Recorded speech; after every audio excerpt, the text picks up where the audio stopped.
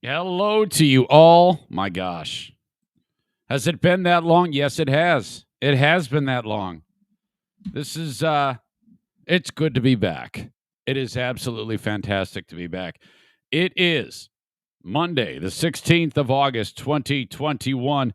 Show happens in the Baldwin Ace Hardware Fear Bunker Studio. The Eric Zane Show podcast begins now.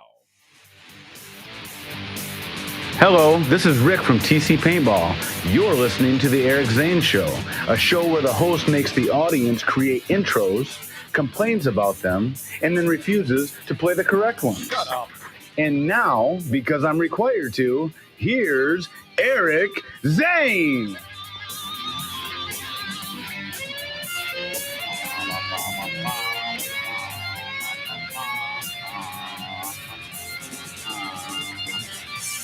And welcome into the Eric Zane Show podcast. This is a daily show where I discuss news, nonsense, and my personal adventures each and every day of the week. Welcome. Oh my gosh. Boy, this is weird. It's you all get out of a routine. I get out of a routine, and then trying to get back into that routine is wow. God, I haven't had to deal with this in forever. You know, that, hey, first day back type of vibe. And, well, I mean, I've taken time off, make no mistake, but not like this. 2 weeks. Oh, God. That is, that's when you're used to just every single day doing what you do. Holy shit. This is like really weird. Shuddy had the maple bottle pants and the boots with the fur. The whole club was looking. I was at a wedding last night. This is the new taking care of business song. You know? Or AC/DC's Back in Black. No, not Back in Black. What's the other one? Same album. She Shook Me All Night Long. Now that they don't play, I don't think they play Back in Black at weddings. But I was at a wedding last night, and that damn song, I tell you what, if there's no one on the dance floor, you just bust out, is it Flow Rida with T-Pain? You bust out that song, and everybody loses their mind. It makes the women, just turn into absolute sexual deviance is what it is what this results in. As I've aged, I've gotten to a point where I don't really dance at weddings. I don't know why. I just feel like an idiot. And because what I do is when everybody's dancing at a wedding, I usually take a look at the one guy who looks like a white guy, looks like a complete jackass, has no rhythm whatsoever. And I'm like, fuck, this is why you never dance. Because then there's going to be somebody looking at you like you're just a fuck face. And, you know. So I'm actually enjoying watching these idiots dance. And I'm the ADHD is going crazy at this wedding, and I'm kind of crawling out of my skin. I was like, oh, fuck. And but I don't want to be, as soon as I get there, be looking for the door. But it's very difficult for me to just sit in one place. And then everybody's having it out on the dance floor. Yeah, Eric, you can go out there and dance, but I don't know. I just never feel it. So, I just bide my time. So, people are dancing. I'm walking around the venue, exploring. One big lap around the place. I'm trying to open up locked doors, seeing what's inside of this place. And nothing's really panning out. And then we're getting ready to leave finally. It's me, Diana, and another couple. And I'm like, oh, fuck, man. Now we're getting it's like 9:30. And I'm thinking, okay, this is it. This is long enough. It's time to get out of here. And then our beloved friends, in fact, the mother of the bride, she's like giving me stink eye. She's like, you can't leave. And I'm like, oh man, I got to get up so early. I mean, I got to get back to work. And she's like, yeah, you don't get up that early anymore. And I go, yeah, I'm trying to. And she's giving me funny looks and making me feel bad. But it's like, oh. So then, I'm gathering up the masses, me and those other three, including Diana, walking out of the place. And then that song starts. And, I mean, there already were people on the dance floor. Everybody else gets up, even the people that don't dance. The 95-year-old lady who can't even walk, she loses her mind, throws the crutches away, gets up from the chair. She's on the dance floor. Everybody is. This is the song that you play when people are going to get hurt. It seems like every wedding you go to, there's somebody who gets some type of injury. So as soon as that song starts, man, it's like, oh, fuck, here we go. And Janine turns around. She's the one with us, the friend and her husband. They turn around. Diana goes, oh, yeah. And they like lose their mind. They go back out there. Oh, man. You hit the floor. Talk about low, low, low, low, low, low, low. And I will say this about that song. That song is very easy to dance to. And it kind of makes, I don't know, something about the tempo and the way they dance. It turns everyone into a slut. So they're all dancing slut. I'm like, what the fuck? And then Janine, our pal, she grabs my hands. And I'm like, oh, good. She wants to leave. No, she's pulling me out of the dance. I'm like, oh, fuck, man. And then, so it's me and Diana surrounded by all of our friends. Every single one of them is divorced and has a unbelievable, insatiable appetite for dick. And they're grinding their asses on my dick.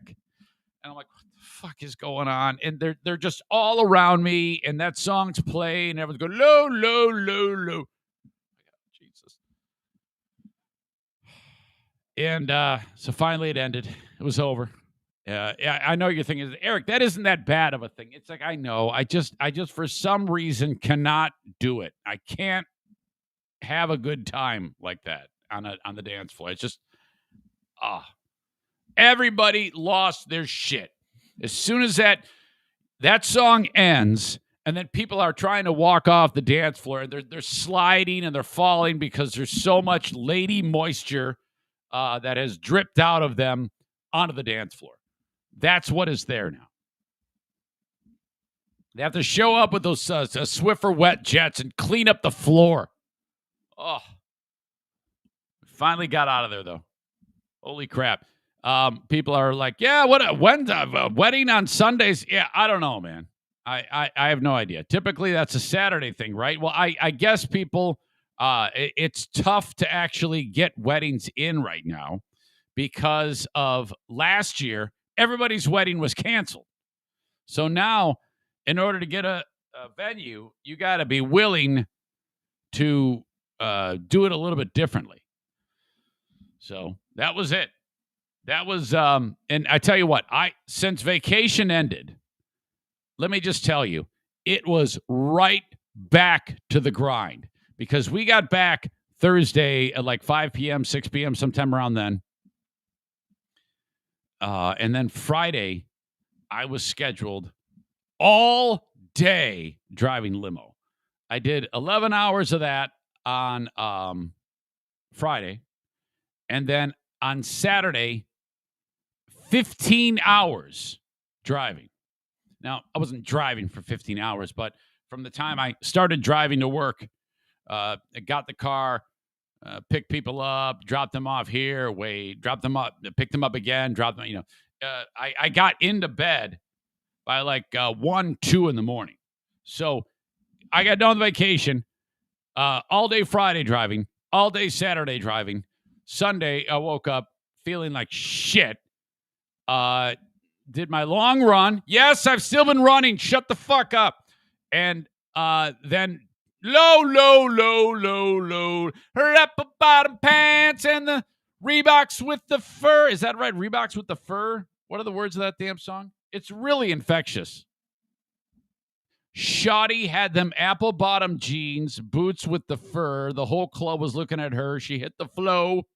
Next thing you know, Shawty got low. And then it's baggy sweatpants, Reeboks with the straps. That's not sexy. She turned around and gave that big booty a smack. Hey! I kind of like that song.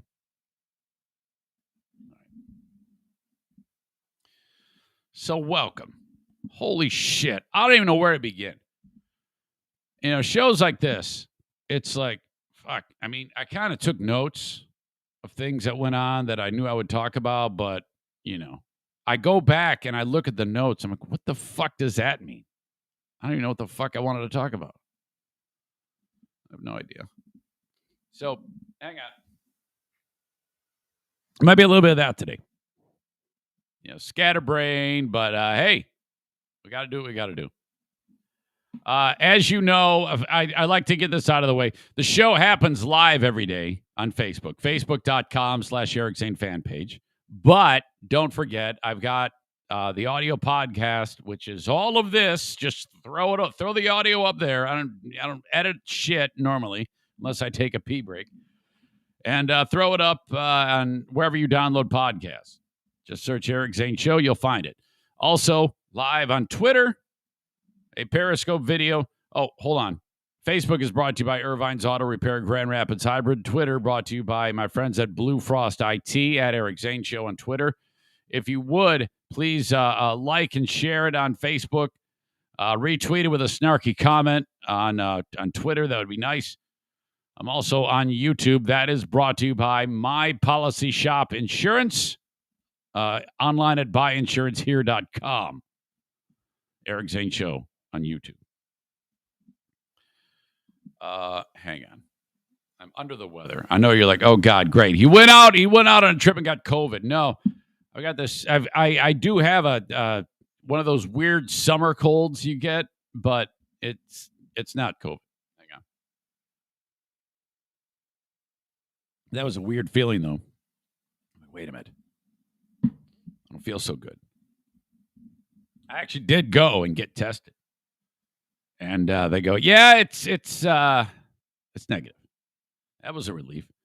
On our trip, I'm laying in bed, and I feel like something is amiss. And I'm like, what the hell is that? I haven't been sick in years, like legit.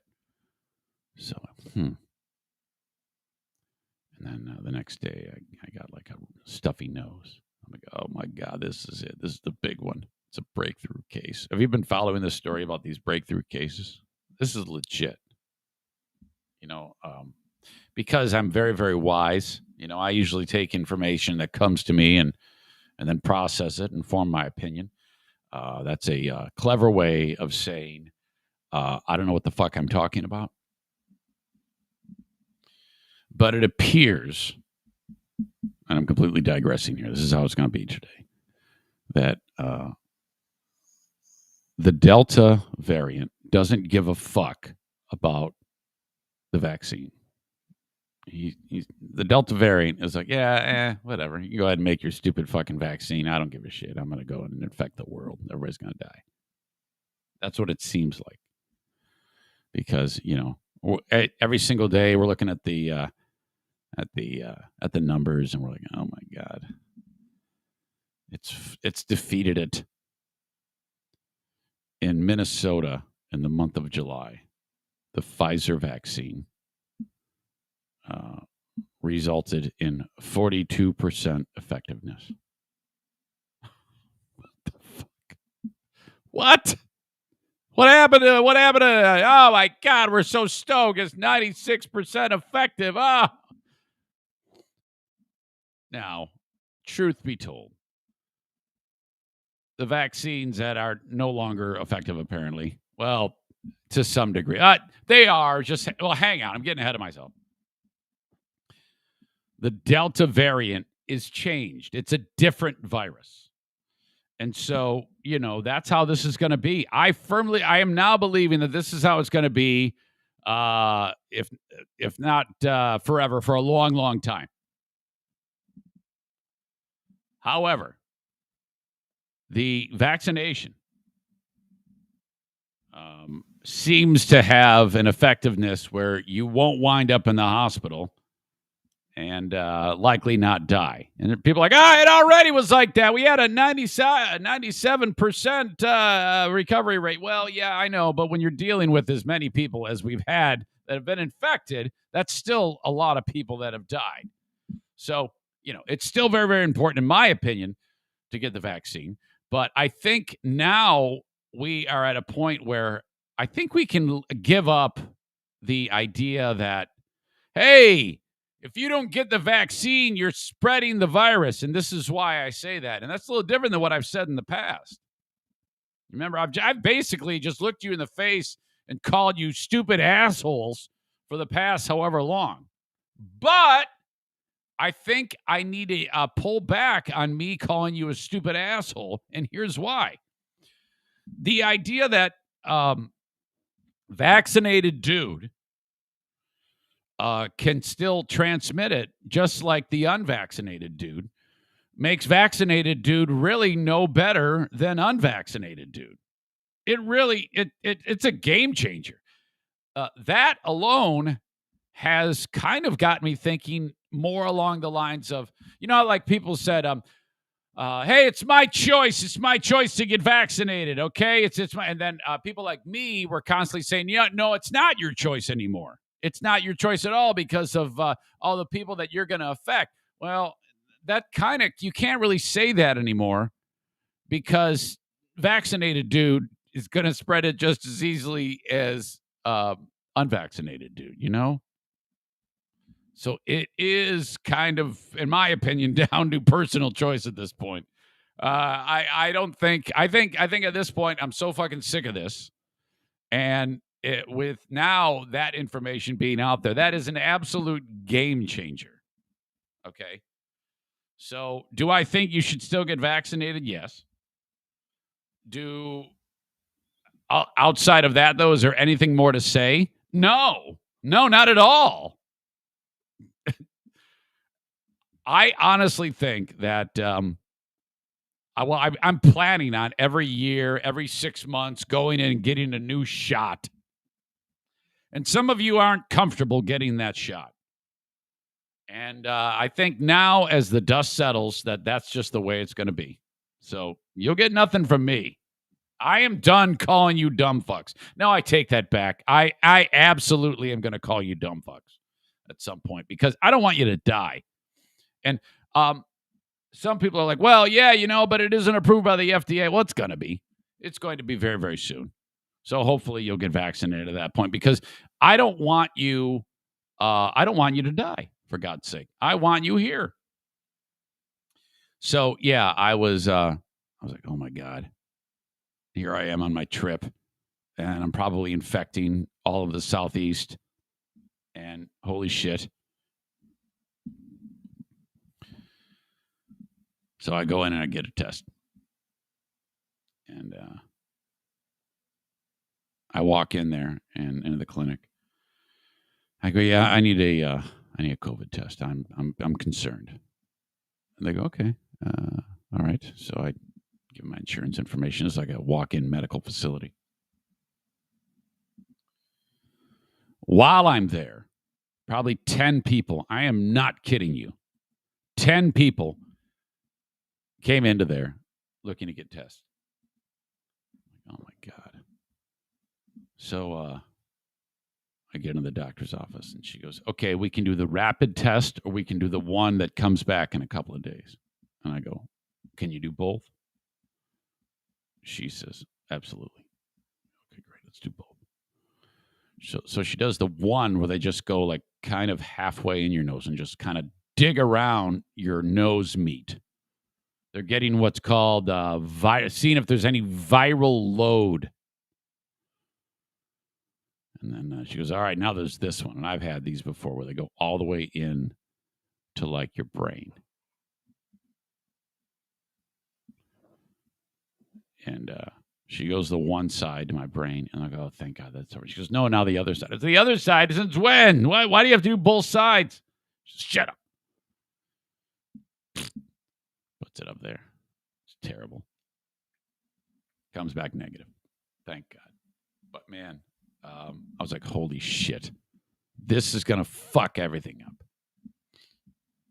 But made it. And that, well, actually, the rapid test came back negative. And I go, I should probably lay low, right? She goes, yeah, lay low until you get the final word, But this is probably going to be fine. Sure enough, a couple of days later, all good. Just a cold. But it freaked me out. I'm not going to lie. And then all while we're on our trip, it's like, oh my God, that the virus is kicking the virus is kicking the vaccine's ass. It's a one-sided affair. It's like the vaccine is the Afghan government and the virus is the Taliban. We got to talk about that, by the way. This is all sorts of fucked up here. This bullshit going on in Afghanistan. Those fucking assholes. Oh, my God.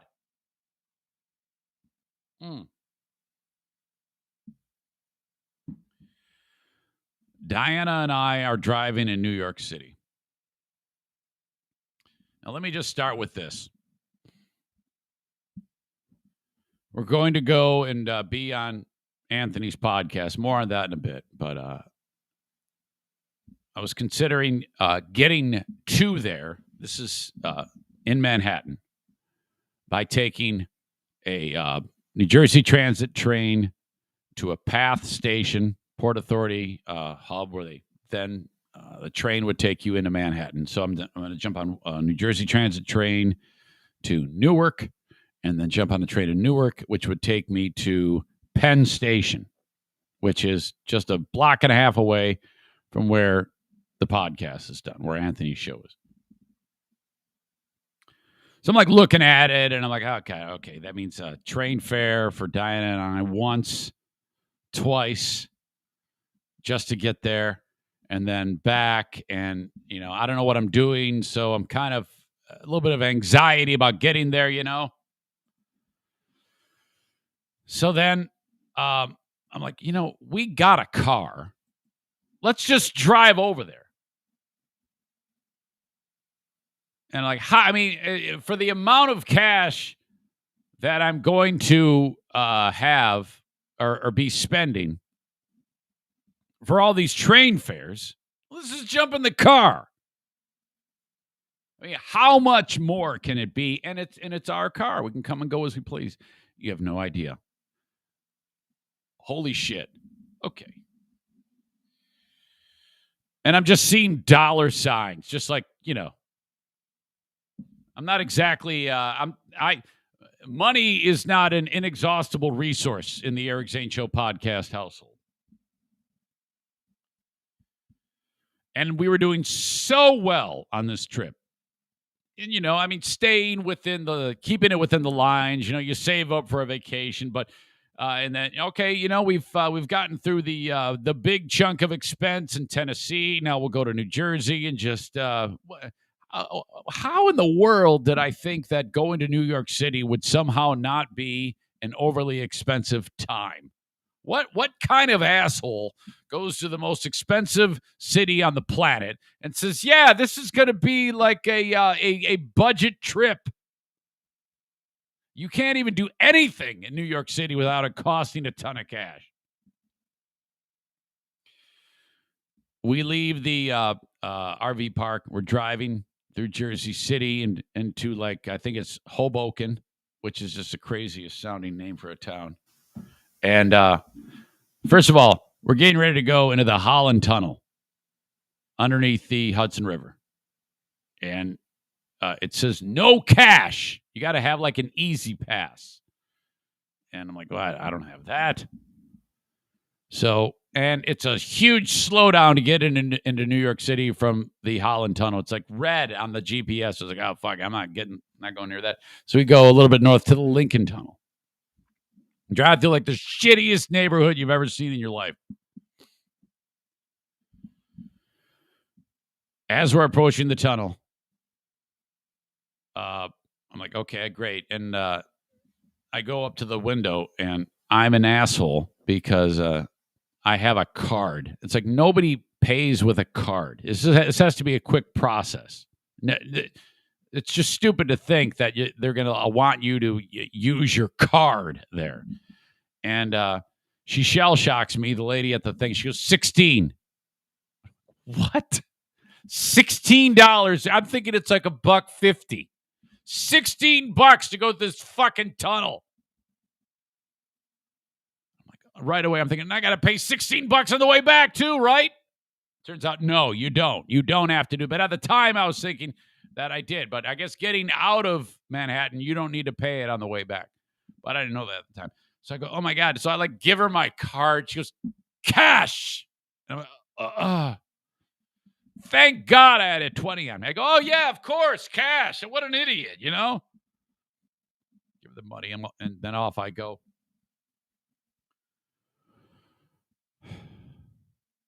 Then we're driving around.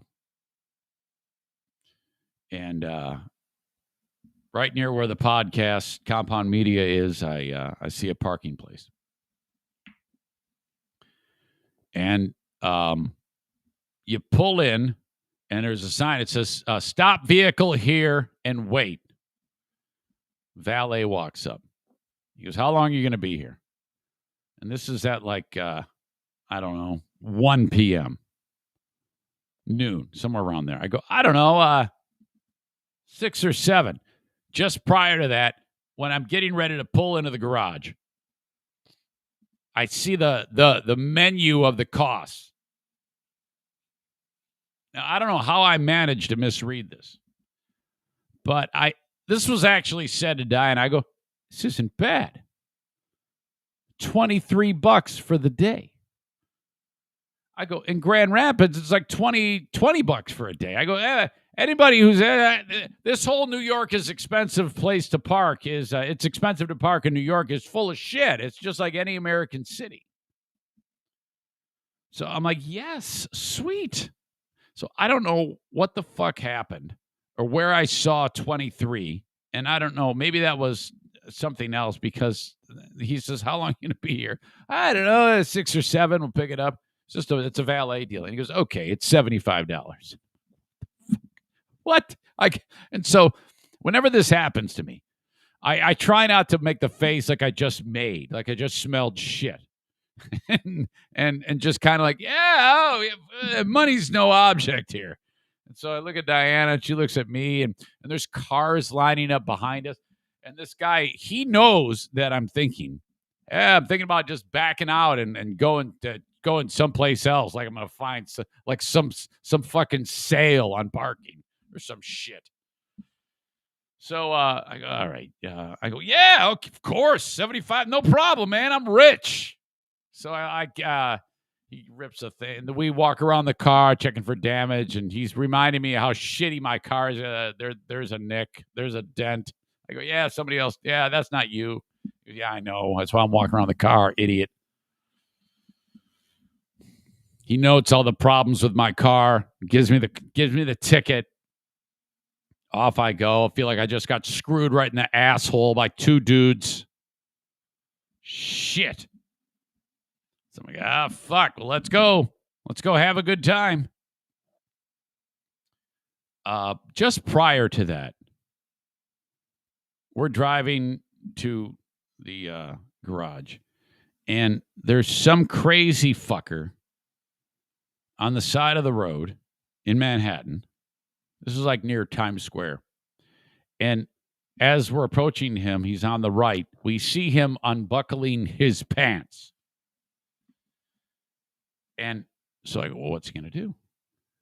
And so my eyes are on the road because I've got vehicles in front of me, and you don't dare take your eyes off the road. You know, somebody's going to honk at you. You're going to hit somebody. And Diana's looking back at him, and she's giving me play-by-play. She goes, oh, God, he's getting ready to pee right in the street. No. If it were only that simple. I turn around just for an instant to see now he is not peeing. His pants are below his ass and dick and balls. And he is squatting. And Diana goes, he's got to take a shit. Is that Daisy? I was just telling, hey, come here a second. No. Yeah, no, you don't have to be on camera. I was just telling him the story about the guy. When we were driving, and I'm at to the part of the story where you said, he's got to take a shit. Hang on. Let me get you a microphone. Give me a microphone. Give me a microphone. Okay. I haven't had my coffee yet. Yeah, I know. Why don't you sit so you're comfy? No, because then you got to bend over on this, and I'm then you. not staying. No, I know, you know. But it's sorry. Just take a second. Don't be so difficult. Okay, talk. Say hello to these nice people. Hello. So, okay, just so you know, so you're comfortable. They can't see you. I know. Well, they saw you when you walked in. It was just a glimpse. So, I'm looking forward, and she's looking backward. And she goes, oh, my God, he's taking shit. So, I look back, and I saw his ass, and so did you. You know, he thought he was being secretive because he was hiding behind the wall, but... Well, yeah, there's like construction going on, and so there's also all this plants right on the edge of the street, on whatever street we're on. Right, in this wall, but did he not realize that the people on that side of the wall that he was hiding behind would be able to see him? Motorists. So I guess, yes, pedestrians may have been obscured from what we were about to see, but we were not. No. And so this skinny, crack-addicted black man has felt it that now is the time to take care of whatever is causing him an issue. But we learned that he did not have to take a dump. Is that right? I don't think he had to take a dump. I think a turd was stuck because he pulls his pants down and then uses his hand as toilet paper to knock the turd off his asshole, and it lands on the street. Did you see the actual turd? Yes. Actually leave his body and land? Yes. It was either a turd or a stick. I don't know. Well, it was brown, and it was brown and looked turdish in nature. Yes. Correct. So, you know that there's a term I heard Patriot Nick say that's been used a lot. That's going to itch when it dries. He must have shit in his pants, and then it dried. He's like, "Fuck it, man, I can't take your shit anymore." Right. Exactly. That's had to have been what happened, or else, you know, maybe he thought he had to toot, and this little hardened turd came out, and tried to come out. And what a dilemma that must have been. It must have been a really intense itch if his best option is to just drop his pants and use his hand, pretend his hand is a credit card, sliding it through his ass crack, because he actually did this edge of his hand was what he went, like. Yeah, he swept at it a couple times until it plopped out. And now I didn't actually see the hand motion, but you were describing. You go and he's taking his shit. Oh no, he's wiping his ass. He's wiping his ass with his hand. Oh, and shit just flew out of him. So this is all. We're 3 minutes into our trip into the city, and I was like, wow, what a man! This people live here. What a bunch of fucking animals. It was unbelievable. Oh, and I mean, here we are, a few days removed from that, a week, and that is like the top thing on my mind to talk about. Exactly. Yeah, it was Ah, quite the sight. Okay, so what did you think about all of our group of divorced friends rubbing their asses on my penis last night during that song that they made me dance to? You were watching all of that. Yeah, I knew it was bound to happen. Yeah, you just let it happen. You actually shot video of that. I did. I mean, what are you gonna do? Yeah, I know. There's literally nothing we can do. Yeah. Nothing we can do. It's Once that divorce, how many are in the pack? Well, Janine is no longer divorced. no, she's married. So really, it was only Sherry and Steph, right? The blondes. Yeah. Oh, they're all blonde. Yeah, everyone, all of us are not me, but No, they're all blonde. But I'm getting blonde. well, yeah, your hair is definitely turning blonde, which is kind of a blessing. Redheads don't turn gray; they turn kind of like a cream white. Is that right? I don't know if I would describe it as cream. Yeah, that's a terrible way to describe it. Hey, this is my wife with her cream hair. They're gonna think it's something entirely different. No, yeah, just like a blondish. Let me ask you a question here. While I have you, do you have maybe a mild crush on our new pal Anthony Cumia? No, He's really sweet, though, isn't he? he is. I do not have a mild crush on him. Maybe if I got to, if I was around him for a longer time, I would. But I can't handle when he gets He's too very- graphic. I can't. Yeah. I can't do but it. you can tell that he'd be very charismatic at times. Oh yeah, absolutely. He spits tons of game. He has always had like a line of women that just are in love with him. Do you but- think what do you think that the reason behind that is? Because of It's his notoriety? no, I don't think necessarily that. I think it's his sense of humor. It makes him extremely attractive to people. Yeah. But notoriety may have something to do with it. I mean, whatever. He's blessed with that. But I cannot handle it when it gets too graphic. I'm like, fuck, come on. I can't do it. Because he didn't do that with me because he doesn't know me. Right. But when some of the shit he said, because we're driving with Diana listening to shows, and he starts getting really graphic, and like look over at Diana, and she's like shaking her head, and I'm like, fuck, I can't take it. And I'm going to get some coffee now. Okay, 'Cause I have to go to thanks. the doctor soon. You're going to the doctor. My orthopedic. You're for your follow-up. shoulder. Okay. Okay. So hey, you and I are we're turning we're starting the diets again, right? Yes. Mike Ball is saying, yeah, right. I'm sure he'll be dropping off some little Debbies at the store now, or Yeah, at the door. the door. All right, thank you so Okay, much. see you, bye. Okay, see you. There you go, the queen of the forest, my lovely multi-talented wife Diana.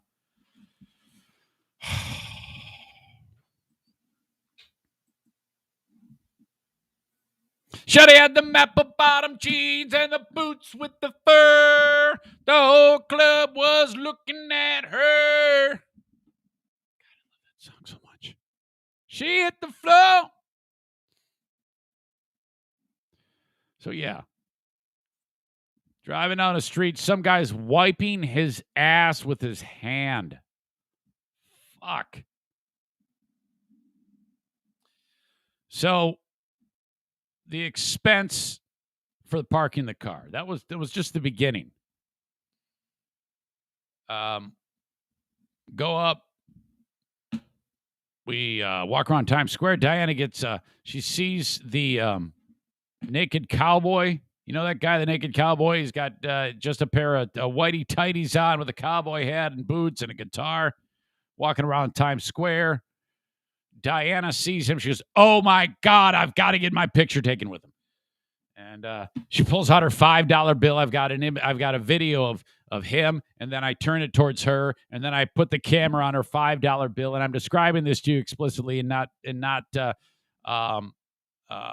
showing it to you because of what happened. And then he goes walking up to her, and the guy, I mean, he hasn't changed in 25 years. He looks still like he's like 28 years old. And she gives him the $5 bill, puts it in the guitar, and he picks her up. He scoops her up. And I got the video, and then the wind blows her. She had this cute little sundress on, blows it right up. And so her ass is hanging out. She had underwear on for a change. And she was like, "Oh my God." He goes, "Yeah, getting a little air in there." I'm like, "Oh no." So that's the video, and then he puts her down, and then she's like, "Oh God, my underwear was showing it." So she won't let me show it. And I'm like, "Yeah, I understand." So that was fun. It was great. We then go over to where the compound media is. It's actually in this one particular area near where we actually came through on the Holland Tunnel. Kinda. We had to walk a little bit, no big deal. But we then go and across the street from where we have to be, and we have lunch. And this is also a place that I'm pretty sure that is where Anthony kind of goes before every show to like get a bite to eat and a beer. Sure enough, he walks in. I see him. I go, "Hey, man, I'm your first guest. I'm Eric." He goes, "Oh my God, this is great." Shakes my hand, and then I go, "You wanna sit and have a beer?" He goes, "No, I got to prep for the show." And I go, "Of course you do." Okay, so off he goes. It's a little weird. He's sitting there. I'm like, he's like a few tables away, and I'm like, "Oh God, this is stupid. We got to get out of here." Got the hell out of there. So a lot of you don't know because where we grew up here, where I made my mark in radio, and in some areas you'll know, but Anthony Cumia is one half of the Opie and Anthony show. So all right. This is pretty cool because Anthony is kind of like a pioneer in this type of content. Joe Rogan himself said that the Opie and Anthony show invented podcasting. It's like, well, wait, didn't you invent podcasting? I mean, Joe Rogan, he was actually motivated to do what he does now because of their radio show, that style of show where, the dynamic between the show members, maybe bringing in comedians, stuff like that, and then just everybody just attacking each other and having fun. That's where a lot of what he does came into play. Now, his show obviously has evolved to the interviewing style and things like that, but he credits them. So, I mean, it's kind of a pretty big endorsement there if that happens. So, there's all sorts of different nuances about that show on the radio that you could talk for hours about. But ultimately, what happened was Anthony gets shit canned in 2014 from Sirius XM. And he's like, "Oh, fuck, what do I do now?" Well, what did he do? He fucking started a podcast. And, Anthony did it from his residence in Long Island, and he had a lot of excellent technical equipment and the means to get the assistance from various people. It's definitely wasn't a one-man show, but he started doing his podcast, subscription-based, and it worked out for him because then he ended up moving into Manhattan proper, has a number of other shows, a couple of dozen shows on there on Compound Media. So that studio that I was in doing that show with him, it's also refitted for all these other shows. And people pay a few bucks a month, and they get access to all of these things. That's what this is all about. So, this is one thing I said to Anthony was I've kind of was identified with the guy in terms of the mentality and the mindset and about how he produces content, talks about the things that he talks about. A lot of the times I'm like, oh shit, I can relate to what that guy's saying quite a bit. And I said to Anthony, I go, fuck, you scared me though, because I was always afraid to go against you because of their show. But for one reason or another, in Grand Rapids, Freeburg Hot Wings, Opie and Anthony signed on, and they didn't get one fucking leg to stand on. We kicked their ass. But it wasn't like I was sitting there bragging about it. I was always concerned that show would take off, but it never did. And we had too much of a head start. Whatever. So to be then reached, they reached out to me. E-Rock, the guy who runs Anthony's network, he says, "Hey man, I want you on I want you on our shows at some point." So I go, "All right, I'm gonna make a special trip just to be on this show." So now in the back of my mind, I had kind of like a thing, a fantasy in my head, and this is the fantasy. In the fantasy, I go on to Anthony's show, and I had such a wonderful time. And the response was so good that I get approached and, "Hey, we want you to be Anthony's partner, or we want you to do your own show, or something like that. That's what goes on in the head of a dreamer. And I know it does mine. It might do for you in your respective business at one point or another. But I'm constantly having moments like that. I might be a fucking home run hitter in one fantasy. I might be the best podcaster in the world in another fantasy. There's always something going on in my head. But I did entertain that. And then, you push it aside and you don't even think about it. So, day of going to do it after I watched the guy wipe his ass with his hand and get bent over at the parking garage. I see Anthony at the bar across the street. Now it's time to go meet E-Rock right in front of the place. He goes, "Hey, Eric." So, we go up there and what was neat about this place is they're like busting out at the seams. There's a lot of personnel inside of a small space working, getting prepared for the next show, which is Anthony's at 4 p.m. And he's not yet up, and we're sitting there in this green room area, and there's a lot of activity, and like I said, he has a lot of people working for him, and that's cool, because it comes back to creating something from nothing. And anytime somebody does that, I'm always really interested in how how it's made, and that's cool that the guy has been able to find his way for 7 years now, doing podcasting, video and audio podcasting, and has an infrastructure in place, people who earn a living helping him put this show on, and it's powered only by subscriptions. So here I am. I'm excited. And Anthony comes in again. "Hey, how are you? Hey, sorry I couldn't talk to you." All right, great. He grabs a beer. He goes into the studio. He sits down. He does 10 minutes of monologue work, talking about whatever that is on his mind.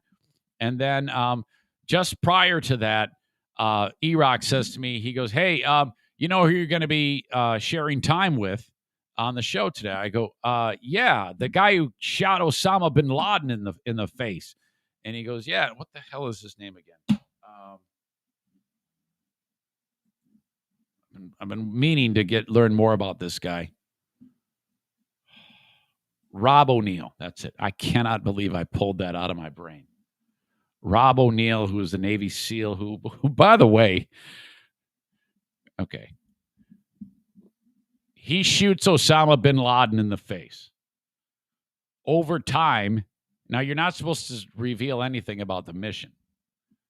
And I had just the day before been at the 9/11 memorial watching about this mission, because part of the museum, the 9/11 museum, is they have a timeline with video and stories and pictures and graphics of the actual raid on bin Laden's compound in Islamabad, Pakistan.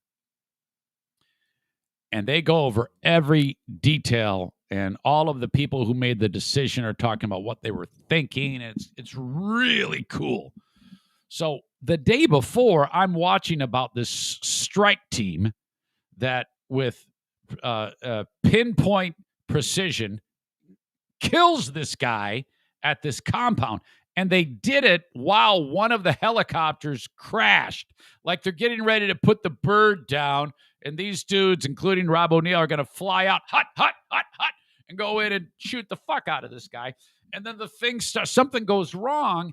And the guy flying the helicopter says, "Fuck, we're going to crash this shit." And he ends up having to steer it out onto an area that it was the safest, I guess, to put it down. And they hit it hard. Kablamo! They're like, "Oh, fuck, shit. Oh, no." They get out, and then the other one lands on the other side of the compound. And they go, "Well, we're on the ground. We're going to need another helicopter. But in the meantime, let's do it." So they get into the compound. And you got these crazy fuckers are shooting at the SEALs, and they did what they do, and that was it. Well, O'Neill was one of the dudes. Well, was the dude who's going up the steps, and Osama peeks his head out, and he shot him in the face. Shit. So I'm like, my God, this is great. I'm going to meet Rob O'Neill. And then just as Anthony's getting started, E-Rock gets a phone call. And this is what I hear. "Huh? Why? Okay, thanks. He hangs up. He goes, Rob O'Neill's not coming. You're getting all the time. I go, oh, sweet. Yes. And I wish we had more time because we hit it off. He says, all right, let's bring in Eric Zane. I walk in there, and I've never really spoken to the guy. And I don't know, we just kind of hit it off. It was super exciting for me. I found myself, I was able to listen to only bits of it at a time. I did listen to the whole thing, which is very rare for me, but I did go back and listen. I could only tolerate a few minutes at a time, and that's only because I hate me. Oh, God. There were times that I'm very critical of the things I say. I'm like, oh, God, I spoke too fast there. I combined words. I smished this. I sound like shit. I'm awful at criticizing myself. I'm just terrible at it. So mean to me. My God, stop being so mean to you. But now remember that I told you that I had been fantasizing in my own brain about, oh, yeah, it's just so great that everybody can't get enough or whatever. And I don't know if that's the case. I have no idea. Probably not. But my wife was in the other room, and she said that E-Rock was sitting there monitoring comments from, this is an audience that is not mine. None of these people know who I am. And E-Rock said out loud in the presence of my wife, maybe to her, said, wow, all positive comments. This is great. So, all right, cool. So I'm doing something right. Here's the thing. I can't measure up to, I've seen the people that have been on Anthony's show. You've got some extremely funny people. And all I can do is remember what some of the people who I talked to, I think it was, it doesn't matter who. I had several people who were saying, hey, man, good luck. Go out there. You be you. Go out there and just do your thing. Just be yourself. You'll have a good time. And it worked out. It really did, because I wrap it up. It's like, oh, Anthony, thank you so much. And he goes, man, the time flew by. It was great. It was a lot of fun. So I don't know. Maybe he says that to everybody. I have no idea. But so we're going to get out of there as quickly as we can. No hanging around. And so E-Rock, who, again, runs Anthony's network, his name is Eric Nagel. He Anthony's talking to Diana, and Eric goes, so how often do you podcast? And, I don't expect these people to know this type of information. Yes, I'm a guest on their show, but they're very, very busy. All E-Rock knows is he heard me on WATP or these podcasts, and he said, hey, that's enough to come on our show. Let's invite him. Let's figure something out. Now, so he didn't listen to me, and he doesn't have, and so that's fine. Like I said, because he's busy. And he goes, how often do you podcast? I go, every day. He goes, how long? I go, a couple hours. And he's like, oh my God. I go, yeah, it's not that different than this in terms of, I don't have anybody helping me. It's just me. But, and he goes, hey, let me run this by you. And would you go ahead and do an hour and then send it to me? I go, yeah. What are you thinking? He goes, well, we do this from time to time. We'll test shows, and people will do some time, and we'll post it through our platform, and just basically gauge what people think about it. Now, this isn't exactly like my little dream fantasy that I was talking to you about, but it's reasonable. I was like, and so this is a great opportunity. This is an excellent opportunity. And I'm trying in my brain in this conversation with him, I'm trying to be like, oh yeah, sure. No problem. But in my head, I'm like, holy fuck, this is reasonably enough. Like what you prophesized to make you should be freaking out right now. But I'm like, don't freak out. Just be cool. Be cool, Eric. Now, when you're a guy, I'm a ham and egger. It is what it is. When you're me and I'm not exactly blessed with lots of big opportunities. For 2 years and 8 months now, I've been in this room doing what I love to do, and that is talk to the constituent audience who have lifted me up and kept me viable. But make no mistake, I mean, it's not like there's people are banging down the door saying, "Holy shit, you're amazing," you know. And you guys have encouraged me to keep doing this, so this is an opportunity that I've kind of been prepared for. Had I not been doing this with you, I would have looked shell shocked when E-Rock suggested that I do an hour for them to post. And this is no problem, obviously.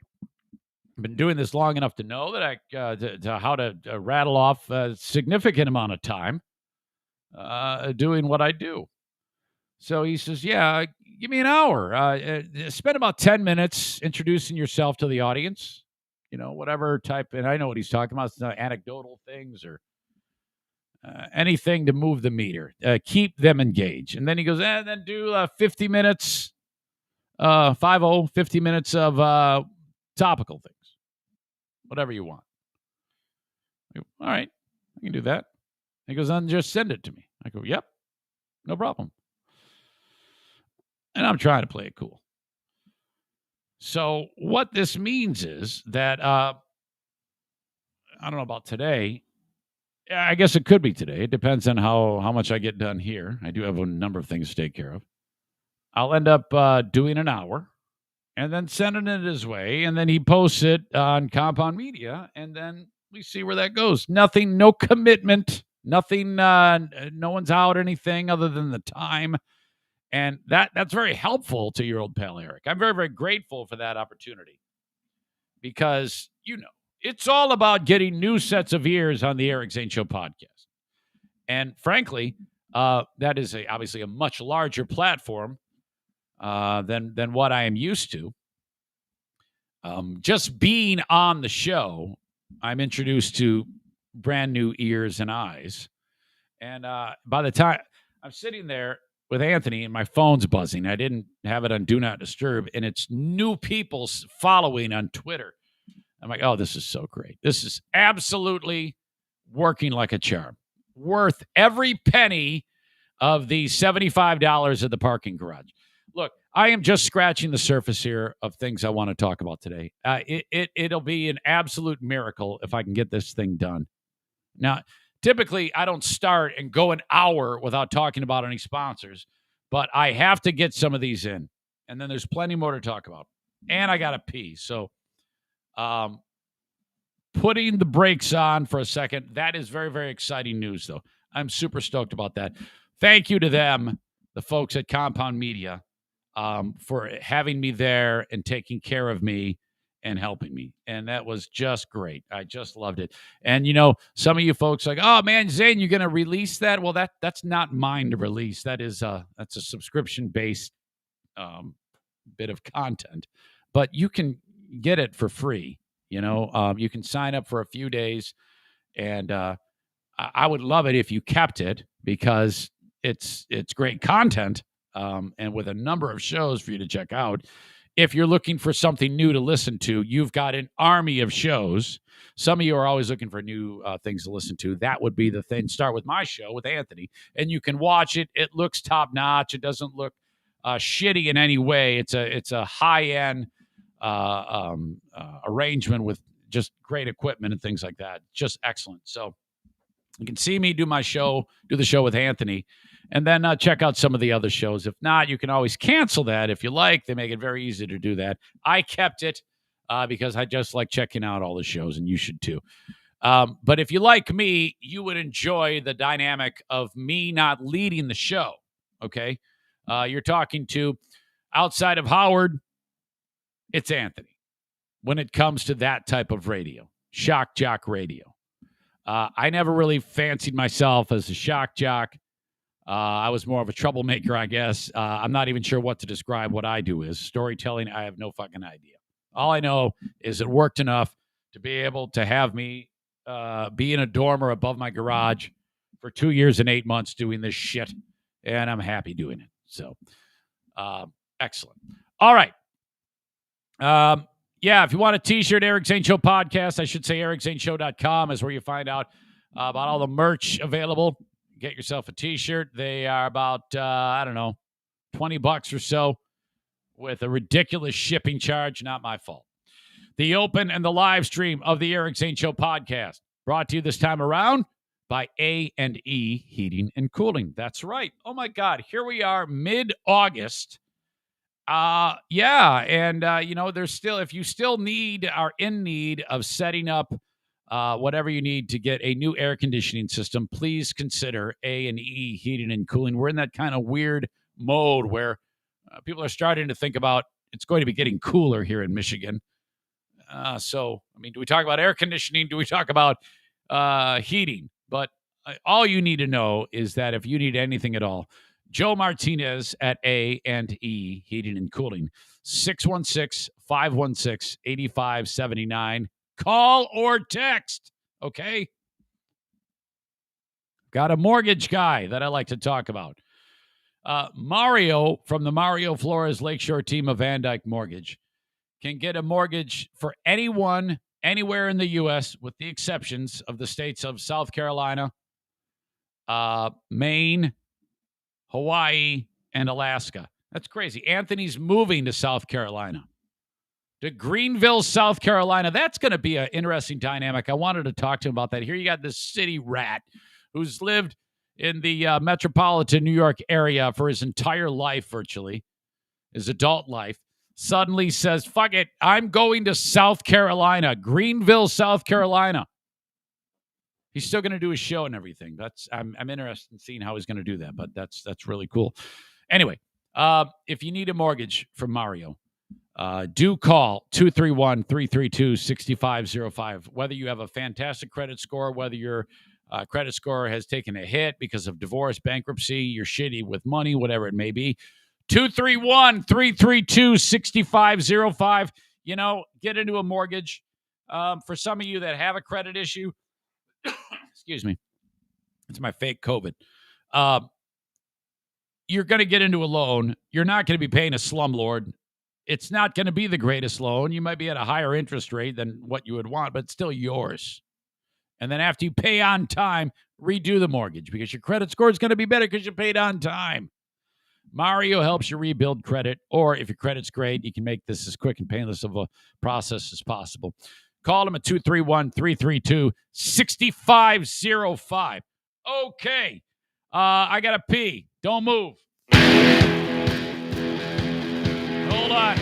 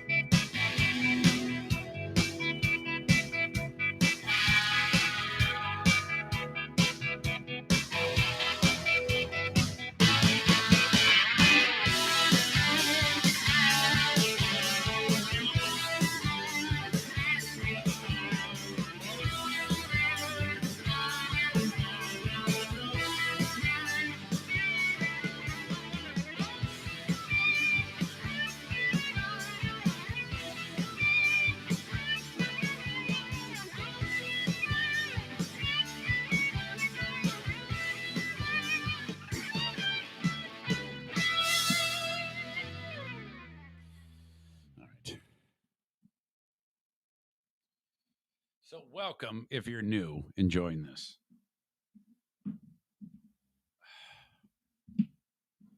All right, so fingers crossed on what goes down on Compound Media, because I'm successful doing this, and it's able to, this is all part of building the show. It's a great opportunity. I'm really stoked about it.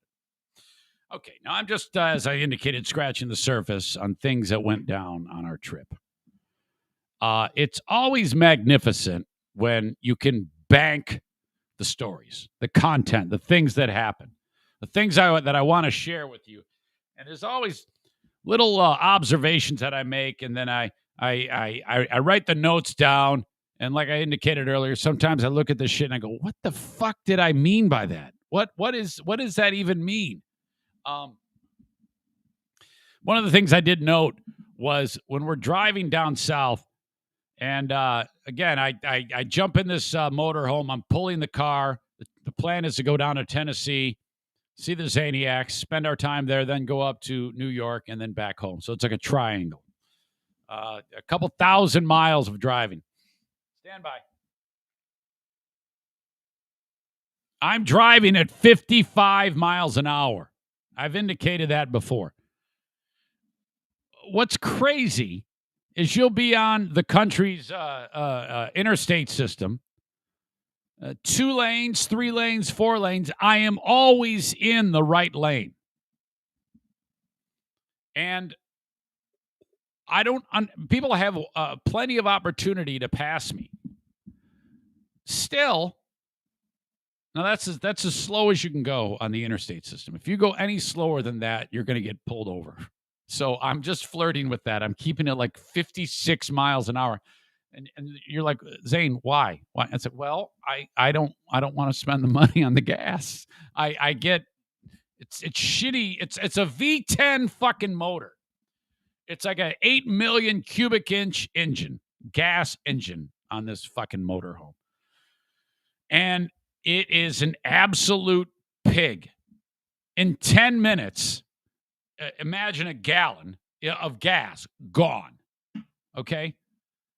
That's how quickly it burns through gas. So the slower I go, the better the gas mileage. And I was pretty proud of this. My first tank of gas, I got like 9.75 gallons or miles per gallon. So I know this is crazy. Boy, you're such a fucking idiot, such a nerd talking about how many miles per gallon you got. I was really stoked about that. It's like, holy shit, man, we did it. It's like a big victory. So my wife doesn't care. We just drive that thing like I was always told when you got a damn motorhome, you drive it like you're on vacation. And I just put the cruise on. And I sit there, I look at the phone, I play video game. Not really. I don't really do that. But I mean, I've got all my music there, and I listen to the entire soundtrack to the 1969 Woodstock concert. I'm like, oh, this is so fantastic. I'm just driving across America, this boring scenery, and through Indiana, which is a terribly boring state. You start to get to the area of Indiana. And then you're into Ohio. There's one period you go Indiana, Ohio, back to Indiana, and then into Kentucky. Rolling hills now. Okay, when we get to southern Kentucky, we're about to enter Tennessee. We pull over at this gas station. Now, this is a real hick community. And in particular, I saw one guy, and I wanted to get a picture of this guy, but I was afraid he'd kick my ass. And we're talking pickup trucks with, everybody has a Trump flag and or a Don't Tread on Me flag. And I'm just like waiting for the flag that says, I hate N-word flag. I mean, serious. This is rough. And this guy is pumping gas. And I can see the way he's I think younger. He was probably about 6'4", and he's got like a gray tank top. I guess that would be like is that what you would describe as a wife beater, a tank top, like something that like an old school Italian guy would wear? Is that what's described as a wife beater? I don't know. Okay, he's got a tank top on, and I can see that he doesn't have teeth. And I'm not making it up. It's because you can tell that his lips, his face is sunk in around his mouth where there would be teeth. You can tell there's no structure there. It has that look like one of the old man on The Simpsons. That's what this guy's mouth looks like. But I'm guessing he's like 32, and he is absolutely ripped. I mean, this guy, and he probably hasn't lifted a weight in his life. He's probably just what is described as like farmer strong. He probably throws hay, bales of hay like Boring Dean or some shit like that. And I go, oh man, this guy is not to be fucked with. And I swear, and then everybody at the gas station knows each other. So someone else pulls up at the pump in like a 1978 Smokey and the Bandit fucking Trans Am T-tops with monster truck tires on the fucking thing. And he's like, hey man, how you doing? And they all know each other. And so here I am wearing my long pull-up white socks, sneakers, fucking T-shirt on, shorts on, and I'm like, fuck. And I look like a fucking ISIS operative already, so they're already looking at me weird. And I'm putting my $800 worth of gas into the fucking RV, and everybody knows each other, And I'm like, holy shit. And then the guy with no teeth, I noticed it. He is not only is he smoking, but he is smoking in the spot where, like when you're filling the gas up and you can smell the fumes right above the nozzle going into the vehicle. That's where he's standing. And he is smoking a cigarette. It's hanging right off the side of his fucking face. And I'm like, oh God, if there was ever a time fuck the phone. Get out of there. I was shocked at this, and he did not give a fuck. He had his monster truck. He had his buddy with the Smokey and the Bandit deal. They had the Don't Tread on Me, the I Hate N-word flag, Trump forever. And I'm like, motherfucker, I am going to watch some. I'm going to be on the, you see on the news, a camera from high above at the gas station.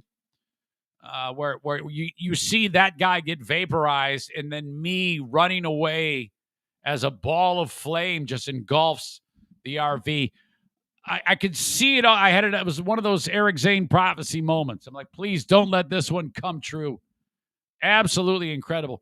Made it out of there alive, though.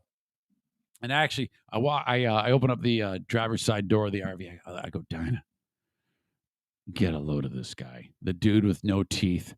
And I'm not kidding you, 6'4", probably like 215, solid muscle, just an ass kicker. Oh, he's probably had forgotten to put out the cigarette because he's so excited about how many black people he's going to kill that night at the town lynching that's going to go on. That's why he forgot to put the fucking cigarette out. Oh my God. Holy shit. What is wrong with me to not go through and say hello to each and every one of you, or a few of you? I usually do. This is one of the things Anthony described. He says, hey, man, do you ever have to deal with trolls on the live stream? I was like, no, not at all. It's the same amazing people every time. They shame the trolls. Sarah says, don't forget the fuck Biden flag in Tennessee. Yes.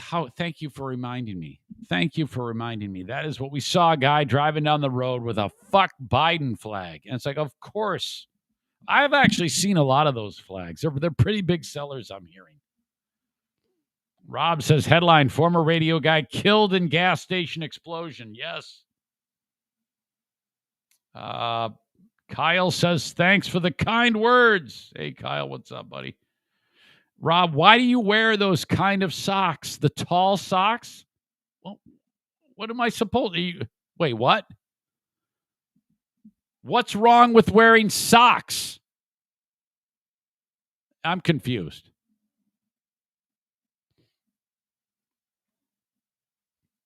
Mark, what's up, buddy? Mark says, buy a diesel, idiot. No, why would I buy a diesel? No. Take your diesel shit and shove it up your ass. All right. Pro tip, Kenny says, do not include the pee break in the hour you send to Anthony. No, absolutely. Absolutely. Dirk, what's up, buddy? Brian, hey, buddy. Hello to you, Terry. Good to see you all. So glad you guys are back. Hope you enjoyed the open of the Eric Zane Show podcast. Dirk says they make ankle-high socks. You don't have to wear knee-high. Oh, so it's the height of the socks is the problem. You're telling me, you guys, that I have to wear ankle socks with shorts. Why? Why do you, huh? So basically what we're getting here is classic Zaniac audience members, Zaniac audience members, do what I'm doing, not what you're doing. What? No, I like wearing high socks. Okay? Are you telling me that because my wife does this shit to me too? Why do you wear those socks? It's like, well, because I like them. Why else would I do it? Are you thinking that I'm wearing high socks because I don't like them? She bought me a bunch of these little foot socks you wear, and I'm like, fuck, why? I mean, I'll wear them, but I want those high socks. I want the ones, see, mine only come up to mid-calf, and that to me is too low. I want it all the way up to the bottom of the knee. Like, you know, when Britney Spears would wear those hot athletic socks. You know what I'm talking about? When a chick wears, like in the pornos where the chicks wear the high socks, they're almost like thigh highs. I like those socks. I like the kind with the 3 stripes too. You got like the maroon stripe and then the yellow fat stripe and then the maroon stripe on the bottom. I love those. So you guys can shut up.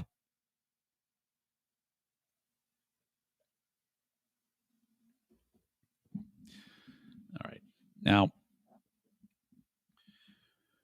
I need to touch on the whole thing about how when we got to Tennessee, Sarah Rook Ruck Roosh is there. Now, you see her in the chat right now. I've known her forever. So it's her and her husband, Brad, and her son, Avery. Now, I know Sarah, but I don't know her as well as I do now. I have a entirely new level of appreciation and love and respect for her, for how absolutely ball-breaking and hilarious she is. The only dynamic I knew of this sweet lady was that she's loud. Like, if you show up anywhere, and she'd be the first to admit this, she walks in, you're going to know it. Okay. She's like, get the fuck out of the way. I'm here. The party's starting now. That's just her personality. So, as we're getting close, if you don't know, the adventure was we leave Tennessee, drive to Cookeville, Tennessee, and rendezvous with a number of the Zaniacs in and around the Nashville, Tennessee area. This is our second year of doing this. Sarah is vacationing in the same area of Tennessee, East Tennessee, where I am. She's 15 minutes away. She goes, we're going too. And the idea was we all meet there. And then she reveals, hey, I think we're having car trouble. It turns out they ended up getting their car trouble worked out, but there was concern that they couldn't make it. And they're like, we're not going to go. I go, oh, bullshit. Well, we should have done this in the first place. We should have carpooled. We're coming to get you. So we pick them up. Now, I have accused her husband, Brad, of being too quiet. And he never comes to anything whenever, like, we have a Zaniac event. It's always just Sarah. And sometimes she'll bring her son, Avery. And I'm like, what's up with this guy, Brad? We got to figure him out, you know? Well, okay, I got to know them all in a much more in-depth fashion. And this is my new favorite family in America. Let me just tell you this. And it isn't like it's because they're some wholesome bunch. It's because Sarah fucking kicks their ass in such a hilarious fashion. I heard things that I've never heard people say to husbands and children before. Now, Avery's like 17, and he's heard it all. Avery's the type of kid who's heard his mother say, yeah, go fuck yourself, since he was like probably 3. Okay? And holy shit. Brad is, after spending, we have no choice but to talk in this car. So it's Eric, Diana, Brad, Sarah, and Avery. And he has plenty to say, okay? And so I learned that you just got to kind of figure out the dynamic, and then he's gonna be chattering away. And he was. It was awesome. I so love this guy. But the hilarious thing is Sarah, like Brad is accused of having a small bladder, and he's really quiet because he leans over and says to Sarah, he's afraid to say he has to go pee. And then all of a sudden you hear, oh, fuck, are you serious? And I'm like, what? Brad's got to piss. And I go, Sarah, do you have to say piss? Yeah, I mean, can you just maybe say, I don't know anything. First of all, do you have to fucking humiliate him? Second of all, can you just let me know, hey, we need time for a potty break. You don't need, oh, yeah, Brad's got to piss. Like, what the fuck? Quit being a fucking pig. So we pull over. Avery doesn't want to get out. Now, Sarah goes, get out. Yeah, if we're all pissing, you're going to piss. And he goes, no. I don't. She actually goes, get the fuck out. And he's like, and then he does it. He actually gets out. So she just is holding court with these two. And it was, oh, God. Ken writes, Sarah, dark horse of the Zaniacs. That's a great way to describe it. He writes, seriously, the sweetest person in the world and the last person you would expect to be the life of the party. But she is, and she's awesome. Well said. Well fucking said. Oh, my God. She just is an absolute dynamo. And, man, just all it's the type of thing where I describe them as, I go, missed opportunity. This family needs to have hidden cameras throughout their house for like a video, what do you call it? A reality show. Holy shit. Absolutely hilarious. So that was a great time. Good to see them all. And then off we go. And then meeting up with the Zaniacs in New Jersey was cool too. You had Matt and Amanda. They're getting married and in 2023, and they asked me to officiate their wedding. Oh, my God. So I'll be going to Scranton, Pennsylvania to officiate their wedding. How great is that? I got to see Kate, got to see Jackie, and her boyfriend, Matt. Oh, boy, he's got his hands full. Jackie is just a ball of energy. Holy shit. Oh, man. Just so great. And then we were hanging out at this place called Surf City right in Jersey City, and then it started to rain like crazy. Holy shit, man. It was awesome. It was a good time had by all. Man, very, very fun. So I know I'm jumping around here, but I want to share this with you. I got a little show and tell. In terms of what we did in Tennessee. Now, Diana and I have hiked hundreds of miles of remote trails over the years there. Okay, and never seen a bit of wildlife. We saw wildlife when we were in Montana, and you're supposed to stay away from the wildlife. I did not stay away from that wildlife. I approached that wildlife. I could have been arrested. But in Tennessee, nothing. Not a damn thing. This trip was the same thing. We went to this remote trail that actually goes... most of it is on the Appalachian Trail, right on the border of Tennessee and North Carolina. You're way up high. Charlie's Bunyan is what it's called. Great hike. And one thing that happened before I talk about the wildlife is we're walking along, and there's a woman in front of us. And so Diana and I are walking, and I hate having people around me when we hike. I don't like having anyone in front of us. I don't like having anybody behind us. So we either put on the walk double time, pass them, and leave them behind, or we let them go. Well, we couldn't catch her. She was like killing it. And I noticed she is not appropriately dressed. She has a pair of really flat-soled shoes on, almost like slippers.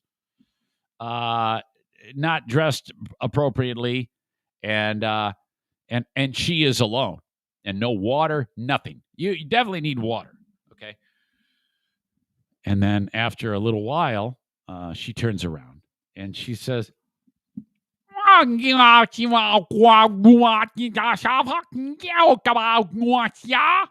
she's Asian. And I'm like, oh, fuck. And then the weirdest thing happened. Diana says, oh, about a half mile. You know, the lady goes, and then she goes, and turns around and starts walking. And now I'm like, well, that was fucked. Okay, let's back up. I look at Diana and I go, oh, God, 30 years we've been married, and I did not know you spoke Mandarin Chinese. Holy shit, how great is that? She goes, no, she was speaking English. I go, she was not speaking English. The fuck are you talking about? The only thing, it sounded to me like she was saying she's going to play a beach ball flute with a mongoose. And here you are. She goes, no. She asked, how far have we gone? I go, she did? Yes. And then every time this woman finishes speaking, she goes, oh, she laughs. And so she's like this jovial Asian woman. And for a second there, I thought she was like a ghost of one of the mothers of the kids that built the railroad that's right over there. And I'm like, yeah, this is really strange. So we're in this heavily forested area. It's very dark, and every so often she'll turn around and go, meow, meow, oh yeah, what the fuck? And then I think I'm the only one who can't understand her. Excuse me, hang on. Because we're walking along, someone's coming down the trail, the Appalachian Trail, and then this lady speaks to her, and she again speaks in Mandarin Chinese, and the lady coming down the trail can understand her, and she says, "Oh yeah, this is the Appalachian Trail," and the lady says something else that I can understand, but the chick can understand, and she goes, "Oh, well, it goes a long, long way." She actually asked her, and I didn't hear it. I couldn't tell. It sounds like another language to me. She apparently asked, how far does this trail go? Now, in my mind, I'm thinking the correct answer is Maine, because it does. It's like 1,800 miles. And the lady goes, well, you just go, till you're tired and you turn around and come back. She keeps walking. We go a little further, and she starts talking to us again in Mandarin Chinese, and now we're understanding now that she's talking to Diana. She's holding up her phone with Google Maps, and the lady is following the blue line on here on the phone. And I swear to God, the image is of Southeast Tennessee, East Tennessee, the blue line extending to Maine. She's following that line. Now, in the back of my mind, I'm thinking, this is how people get trafficked, okay? They don't know what the fuck they're doing, and they wander away alone with no resources on the Appalachian Trail, and then some crazy fucking pimp picks them up, bashes them in the face, throws them in the back of a truck, and then takes them to give out hand jobs to Robert Kraft for the remainder of her natural-born life. And I go, fuck, we got to do something here. This crazy bitch is going to sit there giggling and talking about the mongoose and speaking Mandarin Chinese to Diana for the whole fucking day, and I don't want to deal with this shit. We got to convince this crazy bitch to go back. Who the fuck? Is anybody looking for her? Holy shit. I just spit everywhere. I mean, the fact that she's all alone. It's like, what, how did you get here in the first place? You don't even have the acumen to know that where you're going is an 1,800-mile hike. What are you doing? So I'm like, we got to get this crazy bitch to turn around. And we are 1 mile now into this hike. And it's not easy. It's pretty rugged for the first 2.5 miles. It's quite a drastic ascent at this point in the hike. And she's getting a little pooped, but again, she doesn't have any water or anything. And you have to have this. Now, in addition, it's about 62 degrees up there. Okay? And if you're up there, this is the only thing you have to have up there. We've done this enough to know. You have to have water and you have to have a fucking poncho. That's it. Everything else is okay. You can survive for a long time if you have those two things. But if you don't have a poncho, it tends to be cloudbursts. And as soon as you get wet, especially with a breeze blowing in 62 degrees, you're hypothermed, you're getting disoriented, you're lost, you're eaten by a bear, you're dead. Okay? So you got to stay dry, got to stay hydrated. She has neither of those things. All she has is a fucking pith hat. Looks like she's getting ready to go pull up some fucking rice in the paddy, and she has no idea what she's doing. So, all right. We're communicating with her, and she's talking about how far the trail goes. And I go, yeah, it goes forever. And she goes, 17 mile, 18 mile. I go, no, that's 1,800 miles. I go, you should go back. She goes, go back? Like, what the fuck are you so chipper about? And I'm like, yeah, you should turn around and go back. The day is done for you. And I kind of look like I'm looking at you now, quite serious. I go, yeah, it's time to go home. Go on back. There's got to be somebody waiting for her, right? And she turned around and she went. Now, I'm theorizing she may have been a ghost. I really think she may have been one because there's no other logical explanation for why some lady all alone would be wandering along the Appalachian Trail with no resources whatsoever.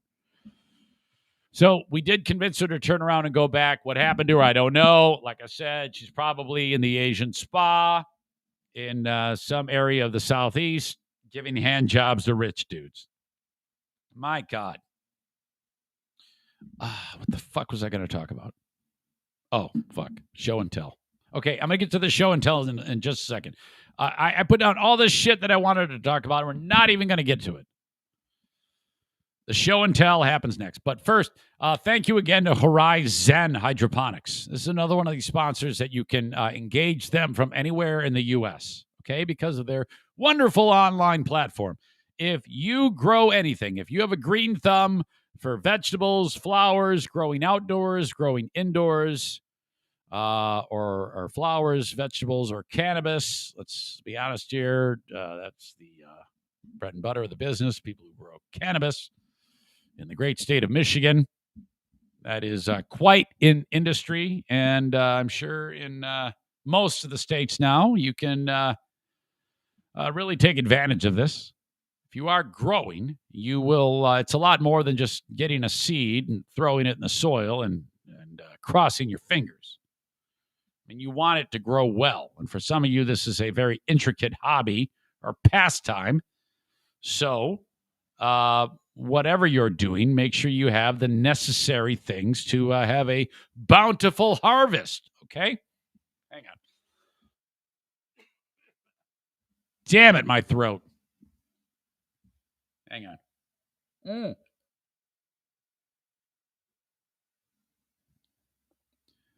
Get everything you need at Horizon Hydroponics.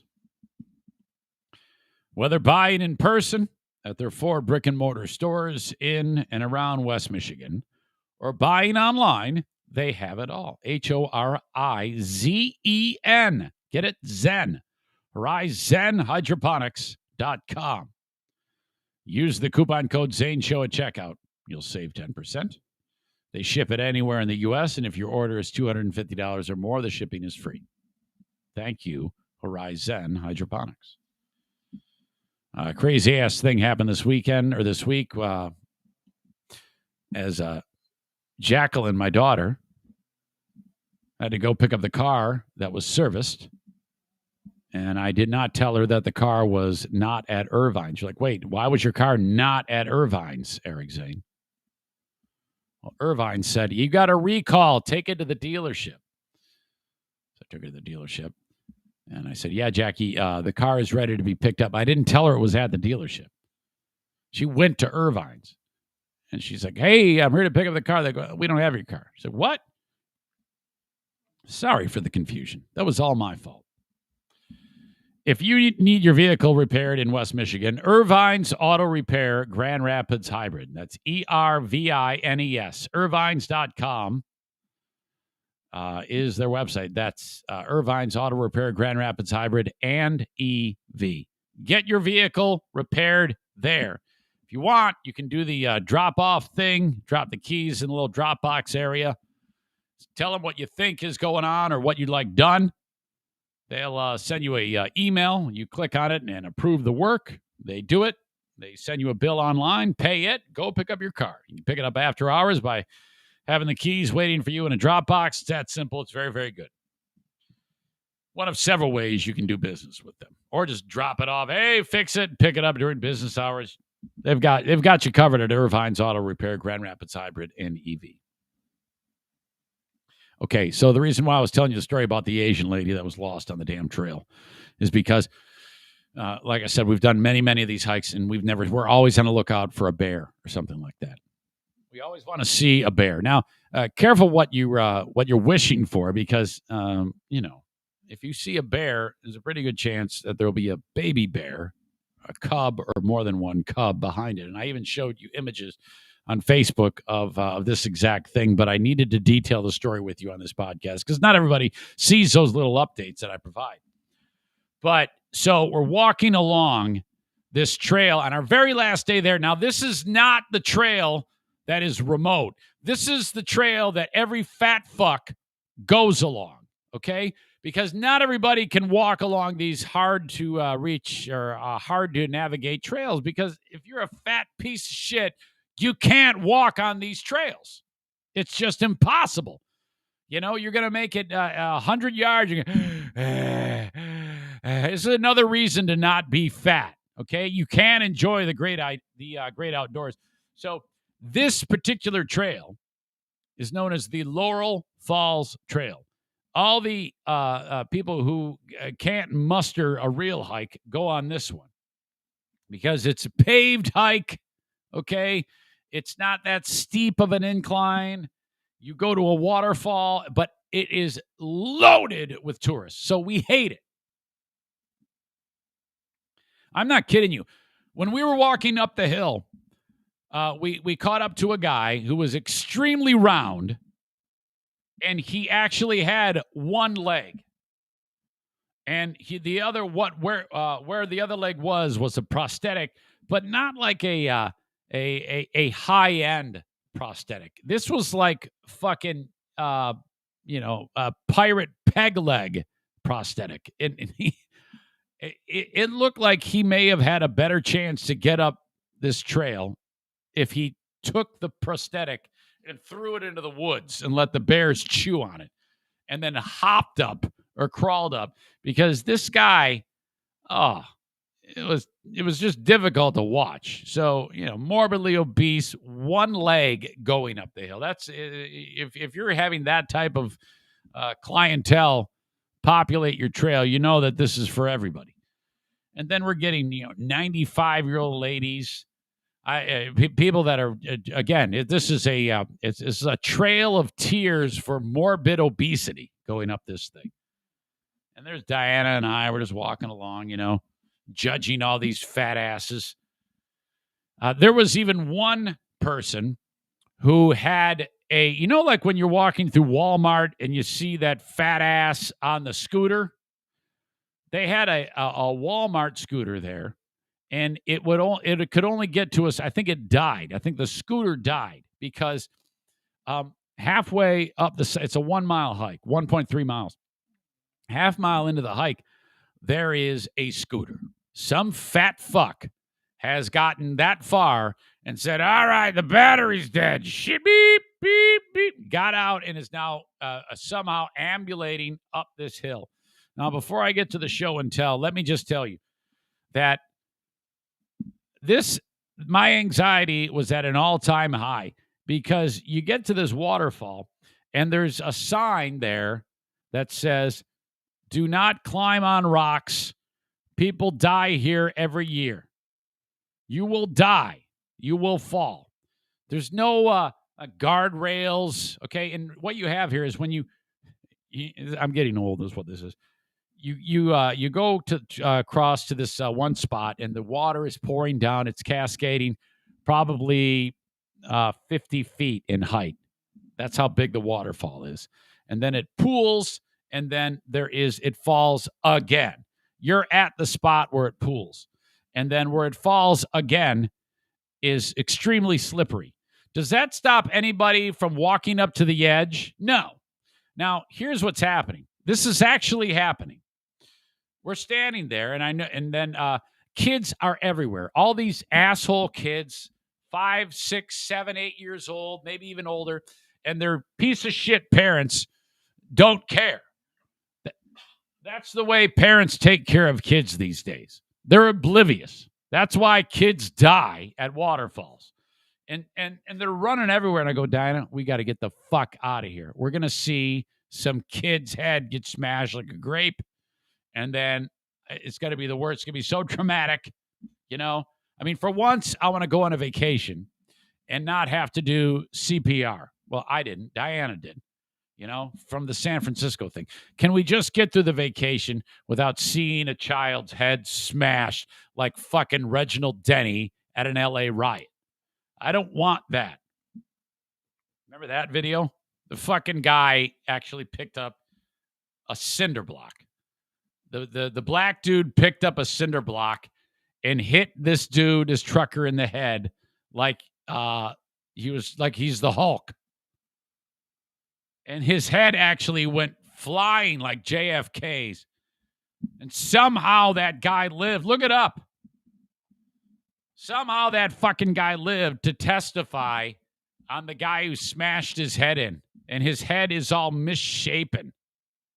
Jesus. Okay. I completely digress. And kids are running up to the edge of where the water is pooling there, and then they'd slip and fall. And they go, I fell. Their feet are hanging over the side. I'm like, what the fuck is going on here? Dad, we got to get out of here. I don't understand people. Take care of your kids, you assholes. Prior to that, we're walking along, and I hear it. This is what I heard as I was walking along this trail.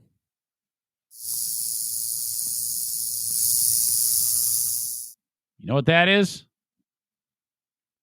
It's not a locust. Nope. It is not a cicada.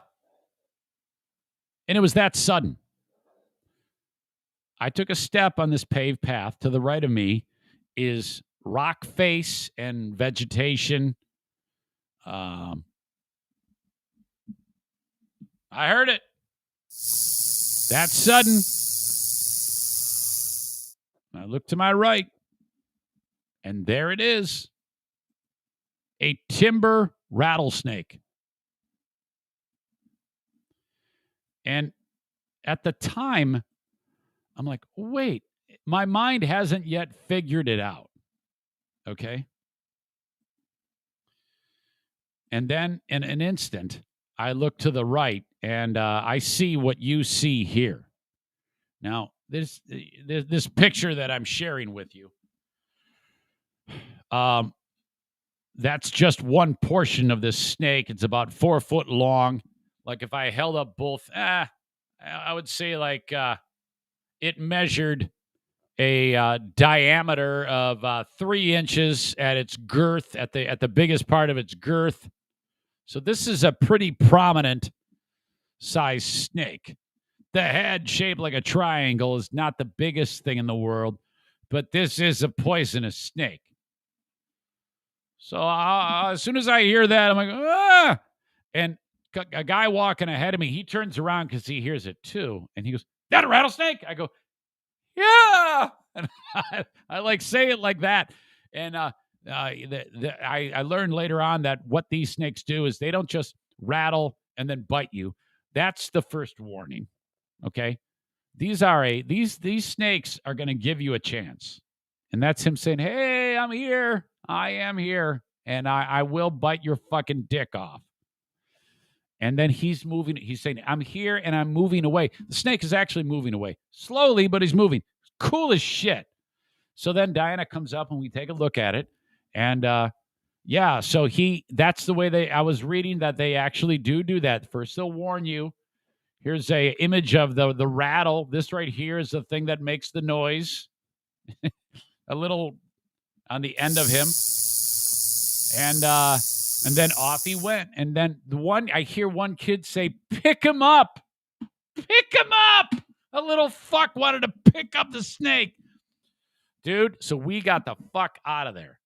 And that snake kind of wandered or slithered away. But man, that was something. But that's not all. We go up, we see the kids nearly die at the waterfall, and I guarantee you people fall there every year. Every week somebody dies at this thing. I was shocked at how parents just let their kids go. Oh my God. And I've brought my kids to that place too, but it seems like nowadays, well, there was a hell of a lot more people there this time, and nobody gave a shit. It was ridiculous. We're coming back, and it happens.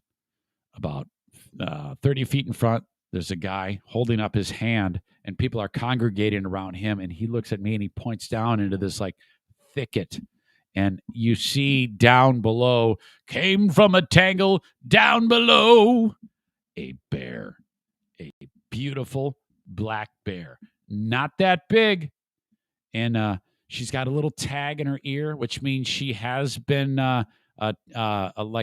shown up around people before, and once you get that means, hey, this bear might be a problem later on if it keeps coming and hanging around people. You get like 2 or 3 of those tags, they end up relocating the bear. If it gets any worse than that, crazily, they have to euthanize the bear. So it's very, very important. Nobody feeds the bear. So if people start throwing fucking food to the bear, you're supposed to like fucking punch him in the stomach. It's like bad. Don't feed the bear because the bear's going to get killed. So we're all standing there. Now, again, this is 25, 30 feet away, and she does not give a shit about us. But then she turns and starts walking up towards us. And I'm like, uh-oh. And then I go, I think we're supposed to back away slowly or yell, make ourselves big. So I'm like gonna grab arms of the strangers next to me and go, "Rah, rah." I don't know. But it turns out she ended up going from coming up to then she said, I'm done, and just continued to wander along. Okay. Shortly thereafter, like seconds after, we see more brush moving, and it's a cub. It's a little fucking cutie bug cub. Damn it. Why do I do that? It's embarrassing. And now everybody's like, oh my God. Now this is, I'm waiting for somebody to do something stupid. Go and approach the cub. If that's the case, we're going to see the mom lose her mind and eat somebody. But nobody does that. They're all just standing where I was shooting video, and then they're kind of like following its path as it walks and still shooting more video. And then all of a sudden, it's gone. And like, boy, where did it go? And it turns out that he's done a little double back, but we don't know it. And everybody's to my right looking where this bear is. But the one person who hasn't gone with the group is my wife, the queen of the forest. And it turns out that this little fucker has now approached Diana, and she's the only one who knows. And I look to my left, and there is the bear looking at Diana. And no one knows that this interaction is happening. Like, where's the cub? Where's the cub? Where's the cub? Diana lifts her phone. And this is the moment we've been waiting for forever. Okay? This moment right here.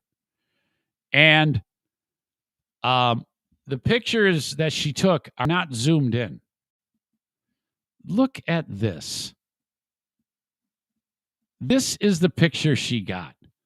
That bear, that cub, was 10 feet away. Look at this leaf is covering his eyes like he's hiding or something. And she snaps this picture. And then she snaps this picture. Look at this guy. Are you kidding me? This is the moment we'd been waiting for. Holy shit. And then the little guy, you see, he's looking at that leaf. He went and like grabbed it and like ate it. And then he just sauntered off. He just fucking walked away.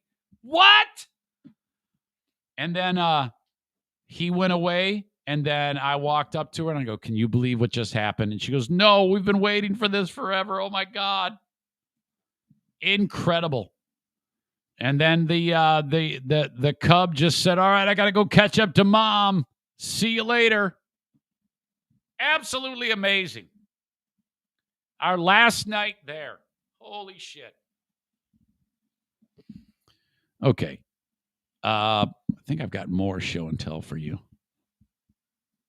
Yeah, I do. If I can get to it, I think I have it ready. Yes. I have to update you on the whole deal about my training.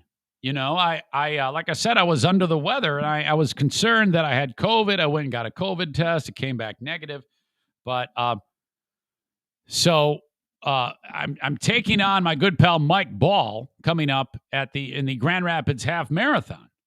And he's been giving me tons of shit about my training. But the training, I managed to get my training in. And despite the illness, I did miss a couple of workouts, but I just got my long run in yesterday. So everything is going as planned. And the only reason why I'm bringing this up is because of, if you think that I am going to beat Mike Ball, then I want you to donate $25 to the AT Children's Project and pick me to beat him. Okay, this is a fundraiser to help those kids dealing with this devastating, terrible disease. All right. If you think Mike is going to win, pick him. So what you do, $25, make the donation, and I will show you exactly. Oops, that is not what I wanted to do. And you go to atcp.org/Eric Zane Show. Okay. In fact, I'll for the live stream, I'll post it right here so you have it. There you go. I wanted to remind you about doing this. $25, pick who's going to win the race and by how much. And if you correctly pick the winner and are closest to that time of what actually happened, of how quickly one person or the other won, you'll win. First prize is a $300 gift certificate or gift card, Visa gift card. Second place, $200. And third place, third closest, $100. So your $25, it helps kids dealing with a terrible disease that has no cure or treatment for. And you can win. I mean, so that's a lot of money you can win. So I really want you to be thinking about this. I appreciate people who have stepped up and thrown $25 into their coffers for the kids' charity, which, by the way, on Charity Ranker, it's one of the all-time highly ranked charities. I think they utilize like 92 cents of every dollar raised for research for the disease ataxia telangiectasia, very near and dear to our family. So I want to try to get as many of you to donate. If you got an extra $25, go to atcp.org. /Eric Zane Show, or just click on the link that you see on the live stream. So I appreciate that. So I have been training. Mike Ball has been talking shit. I don't think I'm anywhere near where I need to be, though. I think this is the thought process that I could just pick up training and then crush it. I think that is a tall order. I mean, I'm just very, very slow, and So I'm concerned about, but of course it isn't about winning the race. That isn't the reason why we're doing this, but I would love to rub Mike's nose and shit. But I want to share something with you that tells me that I am in trouble because another friend of the show, Zaniac Joe Morin, he just did a triathlon the other day. And Mike Ball did the triathlon. As you know, he can bust out an Ironman distance triathlon. Mike is no slouch, but I mean, this shows you the level of determination on Mike Ball's face. Oh my God. Wow. Look at that. Man. I mean, this is first of all, if you're Mike Ball, you can't be happy that Joe Morin posted this picture of you. My God, what is going on here? You look like either you just discovered your family slaughtered by an axe murderer. This is the only things that face can be just like indicative of. I don't know, maybe somebody hit you and cut your legs off with a broadsword, discovering a slaughtered family. I don't know. Maybe seeing image of your kids having sex with your wife. That's the only thing that is a face of that, What a horrible look. If I'm you, I petition Joe Morin to take that picture down because you don't look like that. You don't have 8 chins with the fattest fucking face with squinty eyes looking that you're shitting out an anvil. I mean, that the fuck? Why would he do that to you? You know, okay, if maybe someone has Photoshop and or is good at Photoshop and by the way, you need a larger hat. That hat is way too small for your fucking head. There is so much wrong with this picture. What a hideous face that is. And I don't know how it happened. You must have been winning the race or something at this point because that is one for the ages Mike Ball. Son of a bitch. Oh, my God. Look at this. Some of your closest friends on this podcast are saying it looks like you have the shit. The look on Mike's face is the exact reason I hate running. The Duchess of New Jersey just called you gross. Oh, my God, Mike. Chris says, LOL, terrible pick. Ann says, I'm a big guy, but I don't have that many chins. I think there's actually 6 chins here. Oh. Man. Jesus. We come on. Joe Morin, what the fuck? Do not post pictures of people's face that look like that.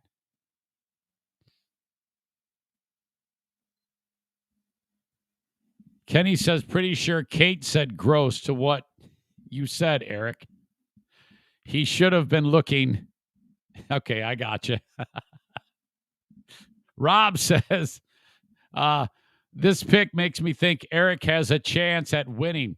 And then Kate clarifies, no, I didn't call Mike gross. Oh, my God. Oh. Patriot Nick is killing you, Mike. He says that Mike Ball won the race because anyone who looked behind them and saw that ran into the woods. Josh says, why does Joe hate Mike? Jesus. All right, there you go. That is the face of winning, I guess. If that's the face of winning, I want to come in last place.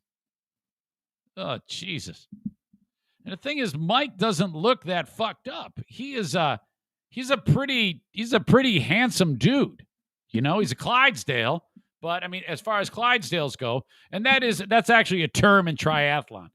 Because he's like 6'11", and I think he weighs like 450.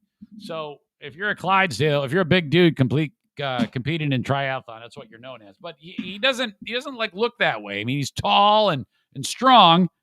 But my God, who was the character in the fucking something called Mary? Wasn't there a retarded guy or R word rhymes with me marted in the film something about Mary? Isn't that who Mike Ball looks like? All right. Dean says we look at a worse face every morning in this podcast. Yeah, whatever. At the end of the day, I'll always be more handsome than you.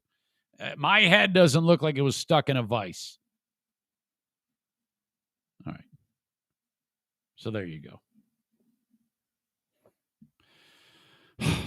Folks, I am on Cameo, cameo.com/Eric Zane. Thank you so much for that. You can sign up for a Cameo and have at it. I can roast any of your friends. You got, hey, someone else floated the idea. Somebody accomplishes something at work or a workplace recognition. Hey, congratulations. You're Employee of the Month. Fuck off. Cameo.com/Eric Zane. My friends at Back Alley Comedy Club are inviting you to check out them for a show. Let's take a look what we have coming up. What is coming up at Back Alley Comedy Club? And by the way, they're in the process of changing their name to Full House Comedy Club with locations all over the place. You've got Sherman Bowling Center, Howard City Lanes, Billy's Lounge, a listening room, Park Theater, Rockford Lanes, Spectrum Lanes. And all these places where you can see great shows. And starting August 24th through the 27th, John Heffron and John Reap. All right.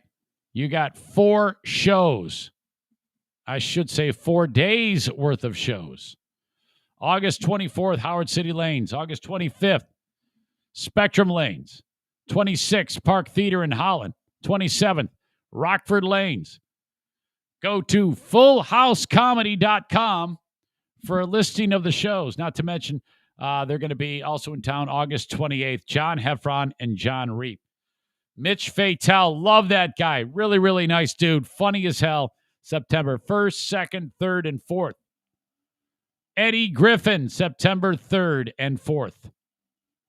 Ryan O'Flanagan, September 8th, 9th, 10th, and 11th. My God. Chris Kattan is coming to town. That's going to be in October. Paul Rodriguez, October. Let's see. Michael Winslow's a riot. Let's see. Anybody else I know? Shane Smith is funny as hell. They're all great comics, but I just haven't heard of all of them. God, man. Big Dick Donnie has been just booking shows like crazy. Brad Williams, I love this guy. That ain't till April, but man, him and his giant head will be appearing for, 4 shows. All right. Very cool. I want him to book Chad Zumach so I can show up there and challenge him to a fist fight. Thank you to Big Dick Donnie for being part of the Eric Zane Show podcast. Okay, my pal Frank Fuss, one of my newest sponsors before the vacation is Frank, mypolicyshop.com. Now, this isn't exactly the most exciting thing to talk about, but it is still very, very important, especially if you're like me and you buy your life insurance, not your life. Well, I guess it could be your life insurance, but in this case, I'm talking about your health insurance. If you buy your health insurance on the marketplace, or if you are in the workplace and your employer says, hey, it's time for re-enrollment, it's time to sign up for what you need, you don't know what the fuck you're doing, okay? Call upon Frank Fuss and have him help you get the policy that suits the need of you and your family. The best part, it doesn't cost you anything. That is the absolute biggest selling point of this. And this is so important. When it comes time to that one moment during the year, when you have to painfully figure out what your coverage is going to be, whether it is through your workplace or through the marketplace, you buying it on your own, have Frank help you. Really simple. Go to this website that he made exclusively for listeners of this show. Buyinsurancehere.com.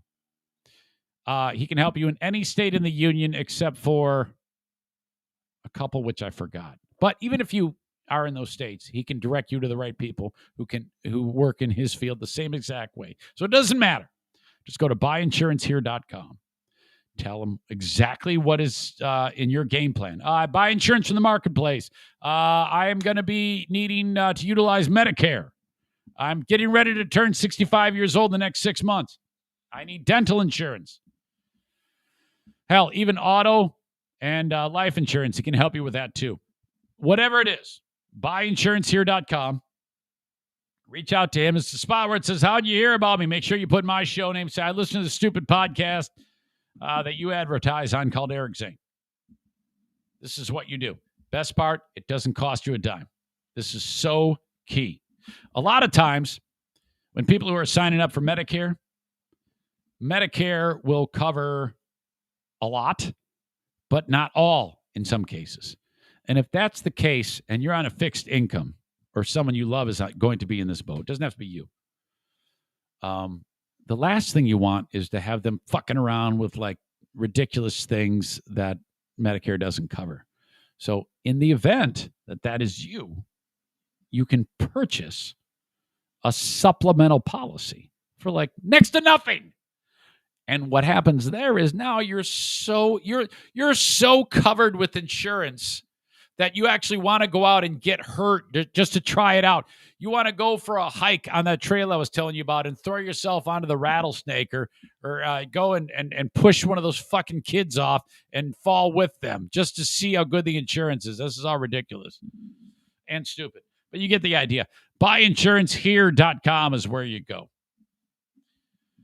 All right. Excuse me. Okay. I want to talk about this fucking shit show that is going on in Afghanistan. Now, I don't have enough expertise to be able to lay blame on the United States or Joe Biden. Let's just back up a little bit here. In the 1980s, the country of Afghanistan was, invaded by the Soviet Union. Okay? Well, the group of fighters that ended up beating back the Soviets, it was a very, very hard-fought war, many, many years, and you got the mighty Soviets and just a bunch of ragtag rebels. Well, it turns out that those ragtag rebels were given plenty of armaments by the good old U.S. of A. Because, we fucking hate Russia. And so, basically, this was another example of the U.S. Funding a war for these ragtag fighters who went by the name Taliban. Okay? So, all right, there's that. We're like, oh man, fuck. There's a press conference with Ronald Reagan and some of these dudes from the Taliban, and he's like, these are freedom fighters, and we love them very much, and we're gonna help the Afghani people, and so this is what we did. And everybody in the U.S. like, yes, Taliban. Kids are going around with "I love the Taliban" T-shirts here in the U.S. Not really, but wouldn't it be something? You could go buy your own Taliban action figures. We love the Taliban. They're great. They're so awesome. Forget the fact that they're absolutely horrible to the women in that country. So then there's that. Then this little guy named Osama bin Laden, he gains sympathy from the Taliban. And his organization, Al-Qaeda, is bolstered by the Taliban, which, by the way, when I was at the 9/11 museum, one of the reasons why that Al-Qaeda came into existence, it was because during the invasion, when Iraq invaded Kuwait, and then the threat was that the Iraqis were going to invade Saudi Arabia, the leaders of Saudi Arabia obviously sided, we offered help to Saudi Arabia. Well, hell, we fucking went to war with Iraq then. This is in the early 90s.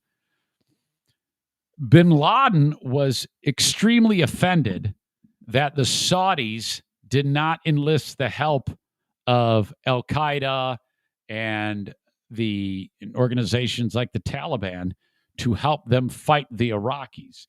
He was insulted and incensed that the Saudis would side with the United States. And, obviously he's very territorial. So that was it. And plus, the U.S. and whatever the U.S. stood for, they hated. So that was the beginning of that. So, all right. Now all of a sudden, Taliban is not our friends. 9/11 happens. 6 days after, we start blowing up Afghanistan. And then eventually, we go after Iraq.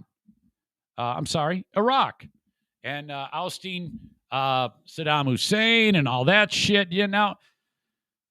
Let's not forget, all of that shit in invading Iraq and blowing up Afghanistan and ousting the Taliban. I don't know how well it didn't do any good after what we've seen in the past week. It did nothing. First of all, we can't lose sight of the fact that in Iraq, we never found any evidence that they had any weapons of mass destruction. So, countless lives lost on both sides. But I'm focusing primarily on the loss of American military lives and contractors and civilians and things like that.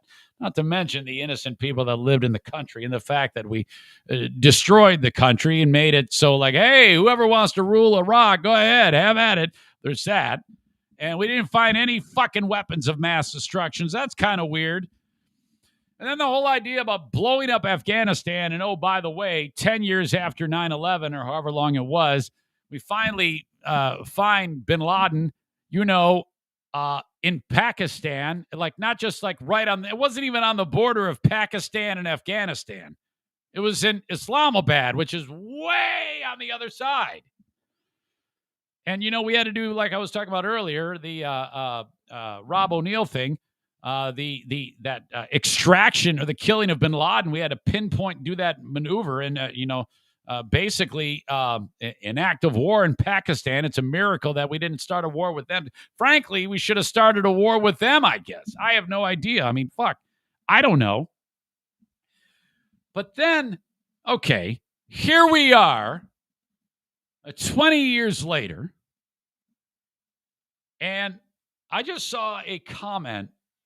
This is not unfolding well for Joe Biden in any way, shape, or form. This is a bad thing. This is the type of thing that, if his presidency ended, they'd be like, yeah, this is on you. And I'm not saying it is, but it does look bad because a month ago, I just heard a clip this morning of Joe Biden saying, yes, in a month, or this is a month ago, he says, we have a very slim chance that the Taliban will ever do anything ever again. And now here they are. And here's what's weird. It's not like they've had any opposition. They basically just said, all right, the U.S. left. Let's go reclaim everything and rule this country with an iron fist. And no one's offering any resistance. It's like, wait a minute. Are you telling me countless American lives in this war of Afghanistan, plus the unseen toll, all the PTSD, all the ruined lives, all the mental health issues for our military, the fact that Clint Eastwood made a fucking movie where the dude playing Chris Kyle is holding a fake fucking baby. We had to endure that. This is all because we invaded and had to destroy. I think that fake baby thing might have been the weirdest thing I've ever seen in my life, by the way. How the fuck can you make an amazing movie like American Sniper, Clint Eastwood of all people, and you got this great story of anguish and recovery, and how Chris Kyle, how he, oh my God, what a great movie, and then he ruins it, Eastwood, by saying, yeah, just go ahead and use a fucking Cabbage Patch doll. Did you know that scene I'm talking about? If you ever see that movie, American Sniper, it's so ridiculous. Instead of using a baby for the scene, they used a toy baby, and you can see it. It doesn't even look in any way real. Jesus. So all of these crazy tolls prices that we have paid by this war in Afghanistan, and all we had to do was leave, and a week later, they just walk in and just take charge, and all they do is they show up with a fucking machine gun bolted onto the back of a fucking 1982 Toyota pickup, and that's all it takes to fucking overthrow a government? You got to be fucking kidding me. What happened? We had to have armed these people, right? It isn't like we just, what is going on here? I mean, when we left, we had to have given them a supreme arsenal of weapons. In fact, I know we did. And so all these idiots have to do is say, hey, we're moving back in. And then the so-called military might of Afghanistan just go, yeah, come on in. And they offered no resistance, none. So imagine this. There was one bit of footage of when the Taliban wasn't in control, women could, they could move more freely. There's this one business that was a beauty shop, and that's apparently a no-no. So you see all these, this business owner, he's like ripping down the sign and closing up shop and shutting down the business because women can't do that. They have to basically, they have nothing. It's bad. This is a bad place to be. These are bad dudes. And let me just say this. These pussy Afghan, the people that we expected to maintain their country, what an absolute shit show. How embarrassing is this? In my opinion, there's only two things that should be done because of these pussy Afghans not fighting the Taliban. We should either arm the Taliban, okay, or actually give arms to the Taliban and say, yeah, go ahead and now rule with an iron fist because you need to pay them back for the bullshit that they put all of us Americans through to fucking try to save this piece of shit country. My God. Fuck these assholes. If I'm Joe Biden, I say, well, I look like an asshole because of all of this. So we are now supporting the Taliban again. So we're sending arms and planes and Tomahawk missiles. And we are saying, go Taliban. All right. Or nuke the whole fucking country. Just say, you know what? We're done with this. We're done with all of this. We're just going to nuke Afghanistan and turn it into glass. We're tired of dealing with this shit. No more. Fuck all of you. Unbelievable. This is so frustrating. I can't even begin to think. And I talk about this the way I talk about it, with obviously an air of ridiculousnous to it. But imagine what a slap into the fucking face for thousands of military members who paid the ultimate price for these cock-sucking scumbag sons of bitches. Fuck you. Holy shit. And they're literally, the way it is this morning, U.S. transports are there, and these crazy Afghans are running after the planes, and I'm like, fucking A, man. Throw open the side like that dude from Full Metal Jacket and start yelling, get some. Fuck all of you. Here you go. Here's your air support. Fuck you. They're actually hanging out of the side of the fucking C-40 transport. Unbelievable. One of the worst things I've seen. This is, and they're like, and the U.S. and the State Department's like, yeah, it's not like Saigon. The fuck, it's not like Saigon. It's just like Saigon. It's worse. Holy shit. And so now the Taliban they're basically just, no one is resisting. So their job now is to go through and kill all the translators who help the U.S., and they're all scrambling, trying to get out. So they're going to kill all the translators, kill all their families, and we are back in time. 20 years ago. This is ridiculous. This is an incredible fucking moment that cannot be overlooked. And I'm not going to sit here and point blame. Well, no, I am. And I'm blaming the fucking Afghanis because these people had every opportunity to do the right thing. And I don't know how they fell off the side of the map. How did this even happen? And if you're the U.S., cautionary tale. I think going forward, this is a very cautionary tale about, this never fucking works. This never works, these occupations. At the time, it felt damn good 6 days after 9/11 to blow somebody up. But, I don't know. I think maybe to some degree that, but not a full-scale invasion and overthrowing of a government. It obviously proved to be a worthless thing to do. Holy shit. This is absolutely horrible. All right. As always, if you have any thoughts you want to contribute to the show, Eric at ericzaneshow.com. If you take umbrage or agree with any other thing I say, I would love to hear you on the Shoreliners Striping inbox. Shoreliners Striping. What is that, Eric? They stripe parking lots. You ever pull into a parking lot and it's brand new and awesome and resealed and it looks perfect? That's because they probably went to a place like Shoreliner Striping and had it done.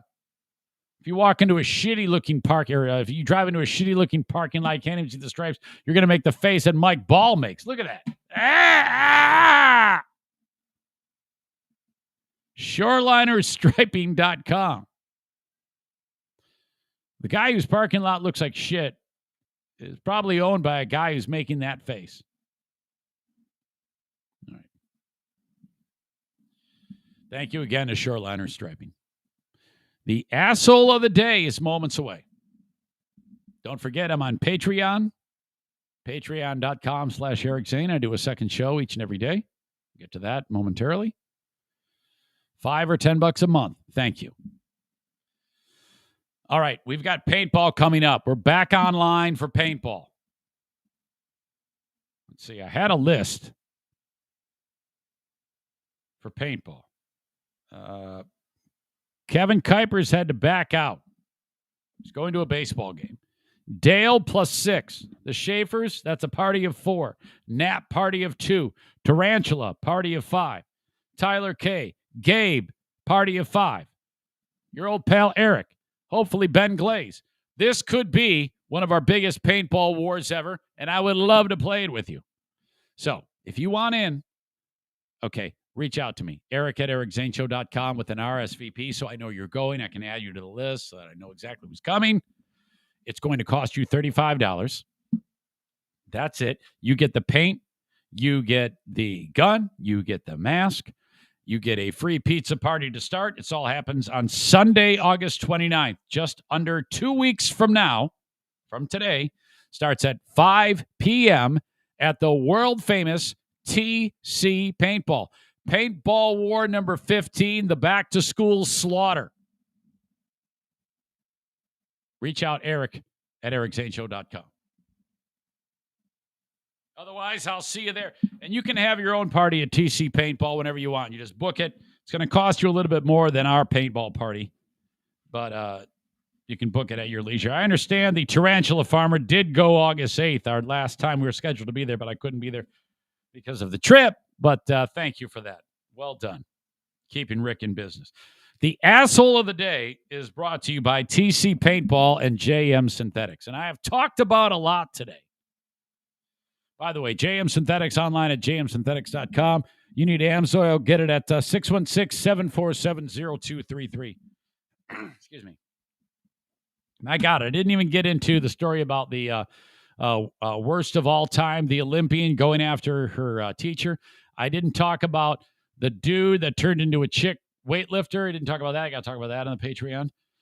Got to talk about Quentin Tarantino is a fucking asshole to his mother. And how about QAnon guy murdering his kids? Oh, my God. Holy shit. A real happy story there.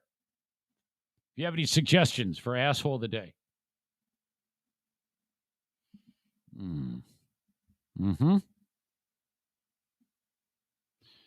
Let's see. What did we talk about? Well, you got the guy. Oh, boy. You know what? All right. Let's keep it simple here. The guy who wiped his ass with his hand, he has to be your asshole of the day. There could be many other ones, too. But I'm just going to keep it simple because I got to pee and get the hell out of here. That is your asshole of the day. The guy in New York who wiped his ass with his hand. Gotta be. All right. That is the August 16th edition of the Eric Zane Show podcast. I appreciate you guys so much. Download the podcast wherever you download audio podcasts.